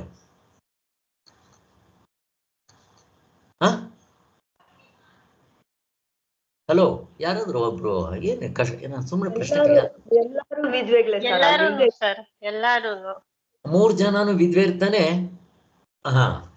ಈಗ ಇಲ್ಲಿ ಗಂಡ ಸತ್ತೋಗಿದ ತಕ್ಷಣ ಅವ್ರು ಕುಂಕುಮ ಹಾಕ್ಬಿಡ್ತಾರೆ, ತಾಳಿ ತೆಗೆದಾಕ್ಬಿಡ್ತಾರೆ, ಬಿಳೆ ಬಟ್ಟೆ ಹಾಕ್ಬಿಡ್ತಾರೆ, ಕಾಲುಂಗ್ರ ತೆಗೆದಾಕ್ಬಿಡ್ತಾರೆ. ಇವಾಗ ಇವರು ವಿಧವೆಯರು. ಈಗ ಭರತನ ಜೊತೆಯಲ್ಲಿ ಅವ್ರ ತಾಯಿ ಮನೆಗೆ ಹೋಗಿದ್ದಾಳೆ, ಅವಳಿಗೆ ಇನ್ನೂ ವಿಚಾರ ಸೇರಿಲ್ಲ. ಈಗ ಅವಳು ಅದೇ ಥರ ಕುಂಕುಮ ಹಾಕ್ಕೊಂತಾಳೆ, ಮಾಮೂಲಿ ಬಟ್ಟೆ ಹಾಕ್ಕೊಂಡು, ಒಡವೆ ಹಾಕ್ಕೊಂಡು ಖುಷಿಯಾಗಿರ್ತಾಳೆ, ಕಾಲುಂಗ್ರ ಹಾಕ್ಕೊಂಡ. ಈಗ ಏನು ಪ್ರಾರಬ್ಧ ಕರ್ಮ ಇದೆ ಅಂತ ಅಲ್ಲಿ ಹೆಂಗಿದೆ ನೋಡ್ರಿ. ಇದು ಎಕ್ಸಾಂಪಲ್ ಕೊಡ್ತಾರೆ, ರಮಣ ಮಹರ್ಷಿಗಳು ಕೊಡ್ತಾರೆ. ರಮಣ ಮಹರ್ಷಿಗಳು ಕೊಡ್ತಾರೆ ಈ ಎಕ್ಸಾಂಪಲ್ನ. 3 ಜನ ಹೆಂಡ್ತಿದ್ದೀರೋ ಈ ಥರ, ಒಬ್ಳು ತಾಯಿ ಮನೆಗೆ ಹೋಗಿರ್ತಾಳೆ, ಇನ್ನೊಂದು ಸತ್ತೋಗ್ಬಿಡ್ತಾನೆ. ಎಷ್ಟು ಜನ ವಿಧವೆರು ಅಂತ ನಮ್ಮ ಪ್ರಕಾರ 3 ಜನ ವಿಧವೆಯರೇ, ಗಂಡ ಇಲ್ದಿದ್ಮೇಲೆ ವಿಧವೆಯರೇ, ಬಟ್ ಅವ್ರಿಗೆ ಗೊತ್ತಿಲ್ಲ. ಹಾಗೆ ಇವನು ಪ್ರಾರಬ್ಧ ಕರ್ಮ ಸ್ಟಾರ್ಟ್ ಆಗಿಬಿಟ್ಟಿದೆ ಅಂತ ಅಂದ್ಕೊಂಡು, ಇದು ವ್ಯವಹಾರದ ದೃಷ್ಟಿಯಿಂದ, ಇದು ಮತ್ತೆ ಅವಿದ್ಯಾ ದೃಷ್ಟಿಯಿಂದ, ಅಜ್ಞಾನ ದೃಷ್ಟಿಯಿಂದ, ರಾಂಗ್ ನಾಲೆಡ್ಜಿಂದ ಹಂಗಿಟ್ಕೊಂತೀವಿ ಅಷ್ಟೇ.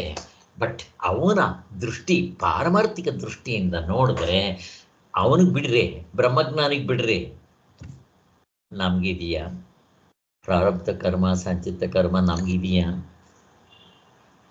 ಮುಕ್ತರಾಗದೇ ಇರೋವ್ರಿಗೆ ಇದೆಯಾ? ಇಲ್ಲ ಸರ್, ಯಾರ್ಯಾರಿಗೂ ಇಲ್ಲ ಸರ್. ಹೇಗಿದೆ ನೋಡ್ರಿ, ಹಂಗ ಅನ್ಕೊಂತೀವಿ. ಬಟ್ ನನಗೆ ಹಾಗಾದ್ರೆ ನಿಮ್ಮ ಕಾಮಕ್ರೋಧ ಲೋಭ ಮೋಹ ಮತ್ಸರಗಳು ಇಲ್ವಾ? ಇದೆಲ್ಲ ಇದು ಇಂದ್ರಿಯಗಳ ಕೆಲಸ ಸರ್. ಇದೆಲ್ಲ ಏನಾದ್ರೂ ಆಗ್ಲಿ ಇದೆಯಾ ಇಲ್ವಾ? ಇದೆ ತಾನೆ ಅಲ್ವಾ? ಹೆಂಗ್ ತಗೊಂತೀವಿ ನೋಡ್ರಿ. ಇದು ಥಿಯರಿಟಿಕಲ್ ಆಗಿ ತಗೊಂಡಾಗ ಯಾರಿಗೂ ಇಲ್ಲ ಅಂತ ಬರುತ್ತೆ. ನಾವು ಇವೆಲ್ಲ ಕೇಳ್ಕೊಂಡ್ಬಿಟ್ಟು ಸ್ವರ್ಗ ನರಕ ಭಗವತ್ಪಾದರ ಹತ್ರ ಹಿಂಗೆ ಕೇಳ್ತಾ ಇದ್ವಿ. ಹಾಗಾದ್ರೆ ಸ್ವಾಮಿ ನಿಜವಾಗ್ಲೂ ಈ ನರಕ ಗಿರ್ಕ ಏನು ಇಲ್ವೋ ಅಂತ ಹೇಳಿ ಅವ್ರು ಹೇಳ್ತಾ ಇದ್ರು. ಈಗ ಹಗ್ಗ ಕಂಡಿಲ್ಲ, ಹಾವಿನ ಭಯ ಹೋಗಿರುತ್ತ, ಅಪ್ರಾಣಿಗೂ ಹೋಗಿರಲ್ಲ. ಹಾಗೆ ಮುಕ್ತರ ಆಗದೆ ಇದ್ದರೆ, ಅವನಿಗೆ ಅನುಭವದಿಂದ ಕಂಡುಕೊಳ್ಳದೆ ಇದ್ದರೆ, ಅವನು ಸತ್ತ ಮೇಲೆ ಸ್ವರ್ಗಕ್ಕೂ ಹೋಗ್ಬೇಕು, ನರಕಕ್ಕೂ ಎಲ್ಲ ಪಕ್ಕ ಇರುತ್ತೆ. ಈಗ ಕೂದಲಿನಲ್ಲಿ ನೀವು ಬೆಣ್ಣೆನಲ್ಲಿ ಕೂದಲು ತೆಗಿಯೋಷ್ಟು ನೀವು ಅಲ್ಲಿ ಮಿಸ್ಟೇಕ್ ತೋರ್ಸಕ್ ಬರಲ್ಲ. ಹೆಂಗಿದೆ ನೋಡ್ರಿ, ಎಲ್ಲ ಸುಳ್ಳು. ಬಟ್ ಇದು ನೀವು ತಗೊಂಡ್ರೆ ಎಂಥ ಥಿಯರಿ ಗೊತ್ತಾ, ಇದು ಅಲ್ಲಾಡ್ಸಕ್ಕಾಗಲ್ಲ. ಅದನ್ನ ಆ ಕಡೆ ಪಕ್ಕಕ್ಕೆ, ಅಧ್ಯಾತ್ಮ ಪಕ್ಕಕ್ಕೆ ಇಟ್ಬಿಟ್ರೆ ಇದು ಕಿಂಚಿತ್ ಇದ್ರಲ್ಲಿ ನೀವು ಮಿಸ್ಟೇಕ್ ತೋರ್ಸಕ್ ಬರಲ್ಲ. ಅನ್ಲೆಸ್ ನಮಗೆ ಪಾರಮಾರ್ಥದ ದೃಷ್ಟಿ ಸಿಗೋವರೆಗೂ ಇದಕ್ಕೇನು ಮಾಡಕ್ ಬರಲ್ಲ. ಅನುಭವಿಸ್ಬೇಕು ಅಂತ ಭಯ ಇದ್ದೇ ಇರುತ್ತೆ ನಮಗೆ. ನೋಡ್ರಿ, ಎಲ್ಲಿ ನಮಗೆ ಕಾಮಗಾರ ಅರಿಷಡ್ ವರ್ಗಗಳಿರುತ್ತೋ, ಕರ್ತೃತ್ವ ಇತ್ತೋ, ಭೋಕ್ತೃತ್ವ ಇರುತ್ತೋ, ಜೀವನದಲ್ಲಿ ನಮ್ದು ಅದೇ ದುಃಖ. ಹೇಗಿದೆ ಈಗ ರಮಣ ಮಹರ್ಷಿಗಳಿಗೆ ಕ್ಯಾನ್ಸರ್ ಬಂತು. ಈಗ ಪ್ರಶ್ನೆ ಬರುತ್ತೆ, ಏನು ಪ್ರಶ್ನೆ ಗೊತ್ತಾ? ಏನು ಸುಖ ಆಯ್ತು ಸ್ವಾಮಿ, ನಾನು ಮುಕ್ತನಾದ್ರೂ ಕೂಡ ಅನುಭವಿಸ್ಬೇಕಲ್ಲ ಕಾಯಿಲೆ ಕಸಾಲೆ. ಈ ಪ್ರಶ್ನೆ ಬರುತ್ತೆ. ನಾನು ಈ ಪ್ರಶ್ನೆ ಹಾಕ್ತೀನಿ, ಏನು ಉತ್ತರ ಕೊಡ್ತೀರಾ? ಅದಕ್ಕೆ ನಿಮ್ಮ ಮೋಕ್ಷ ಕಟ್ಕೊಂಡು ನನಗೇನಾಗಬೇಕು? ಅವನು ಸಾಯ್ತಾನೆ, ಅವನಿಗೂ ಕ್ಯಾನ್ಸರ್ ಬಂತು, ರೋಗ ರುಜಿನಗಳು, ನೋವುಗಳು ಇದ್ದೇ ಇರುತ್ತೆ. ಏನಾಯ್ತು ಇವತ್ತು? ನಿಮ್ಮ ಮೋಕ್ಷ ನಾನೇ ಕಟ್ಕೋಬೇಕು? ಪ್ರಶ್ನೆ ನಾನು ನಿಮ್ಮನ್ನು ಕೇಳ್ತಾ ಇದ್ದೀನಿ. ಸರ್, ಅವ್ರಿಗೆ ಆ ನೋವು, ಅವರು ಎದುರುಗಡೆ ಬೇರೆ ನಾವು ಇನ್ನೊಬ್ಬರನ್ನ ನೋವನ್ನ ನೋಡ್ದಂಗ್ ನೋಡ್ತಾ ಇರ್ತಾರೆ ಸರ್. ಅವರು ಜೀವಕ್ಕಾಗೋ ನೋವನ್ನ ಅವರು ಸಪ್ರೇಟ್ ಮಾಡ್ಕೊಂಡ್ಬಿಟ್ಟಿರ್ತಾರೆ ಸರ್. ಶರೀರದ ದೃಷ್ಟಿ ಹೊಟ್ಟೋಗ್ಬಿಟ್ಟಿರುತ್ತೆ ಸರ್ ಅವ್ರಿಗೆ. ನಿಜವಾಗ್ಲೂ ಅವ್ರಿಗೆ ಕಿಂಚಿತ್ ಮನಸ್ಸಿನಲ್ಲಿ ಸ್ವಲ್ಪ ಆದ್ರೂ ಕ್ಯಾನ್ಸರ್ ಬಂತ ಇರೋದೇ ಇಲ್ಲ. ಇದು ಯಾತ್ರಿಂದ ಬಂತು?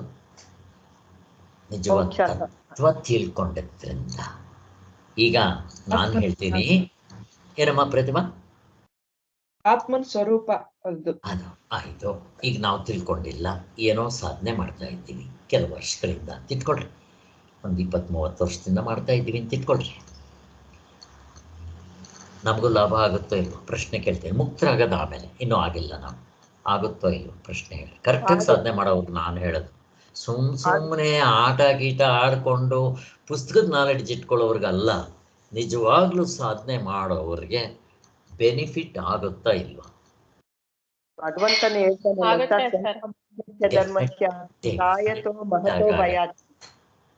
ಏನು ಸರ್ ಆಕ್ಚುಲ್ ಆಗಿ ಹಂಗೆ ಕಷ್ಟ ಬಂದ್ರೆ ಹೇಳಿ ಆಂಟಿ, ಹೇಳ್ತೀನಿ ಆಮೇಲೆ. ಹೇಳಿ ಬಸಂತ, ಏನೋ ಹೇಳ್ತಾ ಇದ್ದೆ. ಆ ಭಗವಂತ ವಾಕ್ಯ ಹೇಳ್ತಾನಲ್ಲ ಸರ್, ಸ್ವಲ್ಪ ಮಪ್ಯಸ್ಯ ಧರ್ಮಸ್ಯ ರಾಯತೋ ಮಹತೋ ಭಯಾತ್ ಅಂತ. ದೊಡ್ಡ ಭಯದಿಂದನೇ ದೂರ ಮಾಡುತ್ತೆ, ಸ್ವಲ್ಪ ಮಾಡಿದ್ರು ಸಾಕು ಸಾಧನೆ ಅಂತ.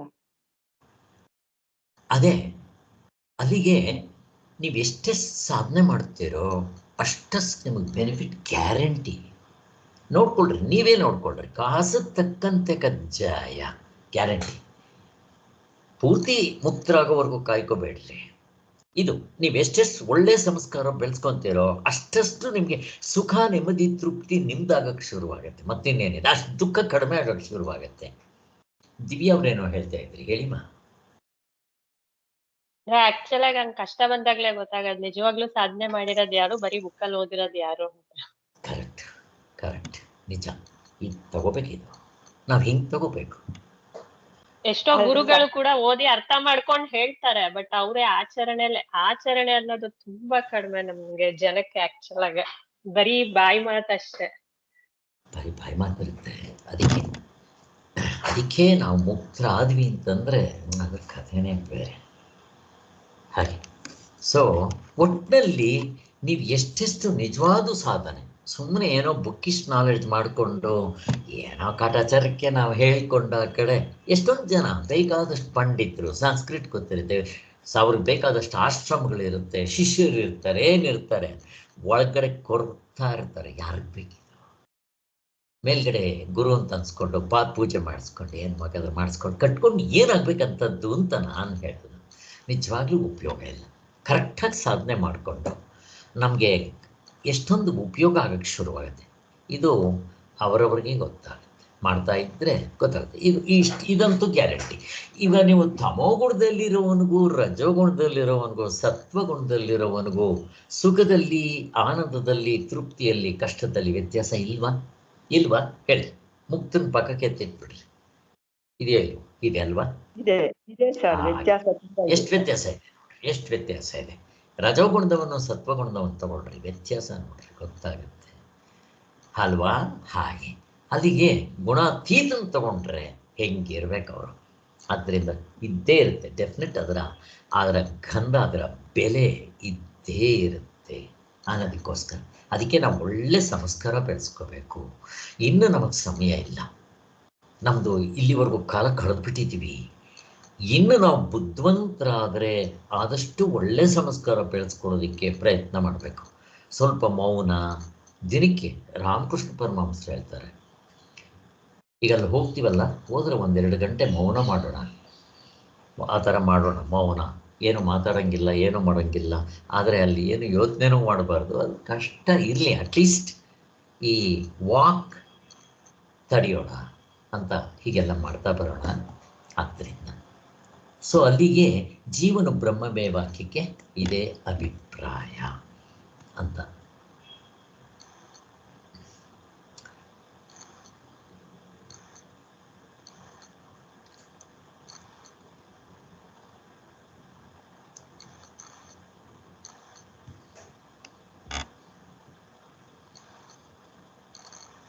ಸೊ ಅಲ್ಲಿಗೆ ನೋಡ್ರಿ, ಇಲ್ಲಿ ಓದ್ಬಿಡ್ತೀನಿ, ಇನ್ನೊಂದು 2 ನಿಮಿಷದಲ್ಲಿ ಇದು ಮುಗ್ದೇ ಹೋಗ್ಬಿಡುತ್ತೆ.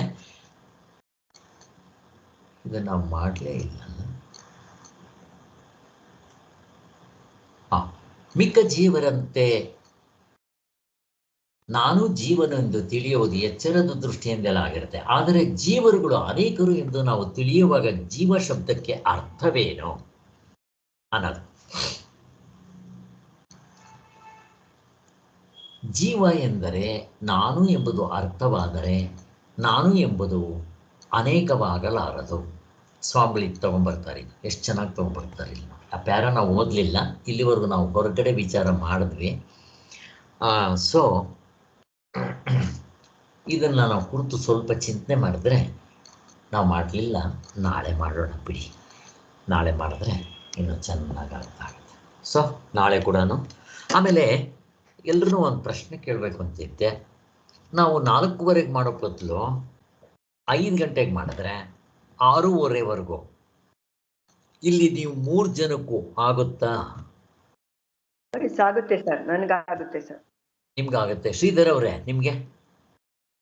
6 ಗಂಟೆಗೆ ಆಗಲ್ಲ ಸರ್. ಏನಂದ್ರಿ? 6 ಗಂಟೆಗೆ? ಹಾ, 6 ಗಂಟೆಗೆ ಆಗಲ್ಲ. ನಾನು ಕೇಳಿಸ್ತಾ ಇಲ್ಲ ನಮ್ಗೆ ಯಾರಿಗೂ.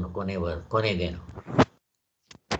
6 ಗಂಟೆಗೆ ಏನ್ ಮಾಡಕ್ಕಾಗಲ್ಲ. ಏನು ಕೇಳಿಸ್ತಾ ಇಲ್ಲ ಶ್ರೀಧರ್ ಅವರೇ, ನೀವು ಮಾತಾಡೋದು ಕೇಳಿಸ್ತಾ. 6 ಗಂಟೆಗೆ ಆಗಲ್ಲ ಅಂತ ಹೇಳ್ತಾ ಇದ್ದಾರೆ. 6 ಗಂಟೆಗೆ ಆಗೋದಿಲ್ಲ ಅಂತೀರಿ ನೀವು? ಓಕೆ, ಅಲ್ಲಿಗೆ 4:15ನೇ ಬೆಸ್ಟ್ ಅಂತೀರಿ ನೀವು ಶ್ರೀಧರ್ ಅವರು. 4:15ಯಿಂದ 6 ಗಂಟೆಗೆ ಮುಗಿಸ್ಬಿಡ್ಬೇಕು ನಾವು, ಅಲ್ವಾ ಶ್ರೀಧರ್? ಕರೆಕ್ಟ್ ಇದೆ sir. Okay okay okay fine. ಅಲ್ಲಿಗೆ ಪ್ರತಿಭಾ, ನೀವೇನೋ ಹೇಳ್ತಾ ಇದ್ದೀರಮ್ಮ? ಯಾವ ಟೈಮ್ ಆದ್ರೂ ಪರವಾಗಿಲ್ಲ. ನಿಮಗೆ ಪರವಾಗಿಲ್ಲ, ಸರಿ. ಶ್ರೀಧರ್ಗಾಗಲ್ಲ ಅಂತಾರೆ, ಸರಿ ಬಿಡಿ. 4:15ಯಿಂದ 6 ಗಂಟೆನೇ ಇಟ್ಕೊಂಬೇಡ. ನೆನ್ನೆ ಸುಮ್ಮನೆ ಇದೊಂದು ಪ್ರಶ್ನೆ ಬಂತು, ನಿಮಗೆಲ್ಲ ಆಗುತ್ತೆ ಅಂದ್ರೆ ನನಗೇನು ಇಟ್ಕೊಂಬೇಡ ಅಂತ. ಇಲ್ಲಿ ಇವ್ರು ಶ್ರೀಧರ್ಗಾಗಲ್ಲ ಅಂತಾರೆ, ಇದೇ ಟೈಮ್ ಇಟ್ಕೊಂಬೇಡ ಬಿಡ್ರಿ. ಓಕೆಪ್ಪ, ನಾಳೆ ಮತ್ತೆ ಕಂಟಿನ್ಯೂ ಮಾಡೋಣ. ದಯವಿಟ್ಟು ನನಗೆ ನೀವು ಯಾರ್ಯಾರು ಯಾವಾಗ ಬರ್ತೀರಾ, ಎಷ್ಟು ದಿನ ಇರ್ತೀರಾ, ನನಗೆ 4 ಜನ ಇರ್ರಿ, ಒಬ್ರು ಇರ್ರಿ, ನಾವಿರೋದು ಇರ್ತೀವಿ, ನಮ್ಮ ಜೊತೆಯಲ್ಲಿ ಯಾರು ಇರ್ತಾರೋ ಇರಲಿ ಅಂತ ನಾವು ಅಂದ್ಕೊಂಡಿದ್ದೀವಿ. ಹಾಗೆ ಬಟ್ ಮೊದಲೇ ತಿಳಿಸಿದ್ರೆ ನಮಗೆ ಅಲ್ಲಿ ಅಡುಗೆ ಸಾಮಾನಿಗೆ ಮತ್ತೆ ತೊಗೊಂಡು ಹೋಗ್ಬೇಕು, ಇವೆಲ್ಲ ಮಾಡಬೇಕು. ಅದಕ್ಕೋಸ್ಕರ ಅಡುಗೆ ಸಾಮಾನು ತೊಗೊಂಡು ಹೋಗ್ಬೇಕು ಅಷ್ಟೇ, ನಮ್ಗೆ ಅದು ಇಂಪಾರ್ಟೆಂಟು. ಓಕೆ, ಆದಷ್ಟು ಬೇಗ ಎಷ್ಟು ಜನ ಬರ್ತೀರಾ, ಯಾವಾಗ ಬರ್ತೀರಾ, ಎಷ್ಟು ದಿನ ಇರ್ತೀರಾ, ನಮ್ಗೆ ಆಮೇಲೆ ಸ್ವಲ್ಪ ಹೆಚ್ಚು ಕಡಿಮೆ ಅದು ನಮಗೇನು ತೊಂದರೆ ಇಲ್ಲ. 1 ದಿನ 2 ದಿನ ಆ ಕಡೆ ಈ ಕಡೆ ನೀವು ಅಡ್ಜಸ್ಟ್ ಮಾಡಿಕೊಂಡ್ರೆ ಏನು ತೊಂದರೆ ಇಲ್ಲ, ಮಾಡ್ಕೋಬೋಣ ಬಿಡ್ರಿ. ತಿರ್ಗಾ ನೀವು ಇರ್ತೀವಿ ಅಂದ್ರೂ ಏನು ತೊಂದರೆ ಇಲ್ಲ, ಇಲ್ಲ ನಾವು ಹೋಗ್ತೀವಿ ಅಂದ್ರೂ ತೊಂದರೆ ಇಲ್ಲ. ಮೊದಲು ನಮಗೊಂದು ಫಿಗರ್ ಬರಬೇಕು, ರೌಂಡ್ ಫಿಗರ್, ಎಷ್ಟು ಜನ ಬರ್ತಾ ಇದ್ದಾರೆ ಅಂತ. ಓಕೆ, ಹಾಂ, ಜೈ ಶ್ರೀರಾಮ್. ಜೈ ಶ್ರೀ.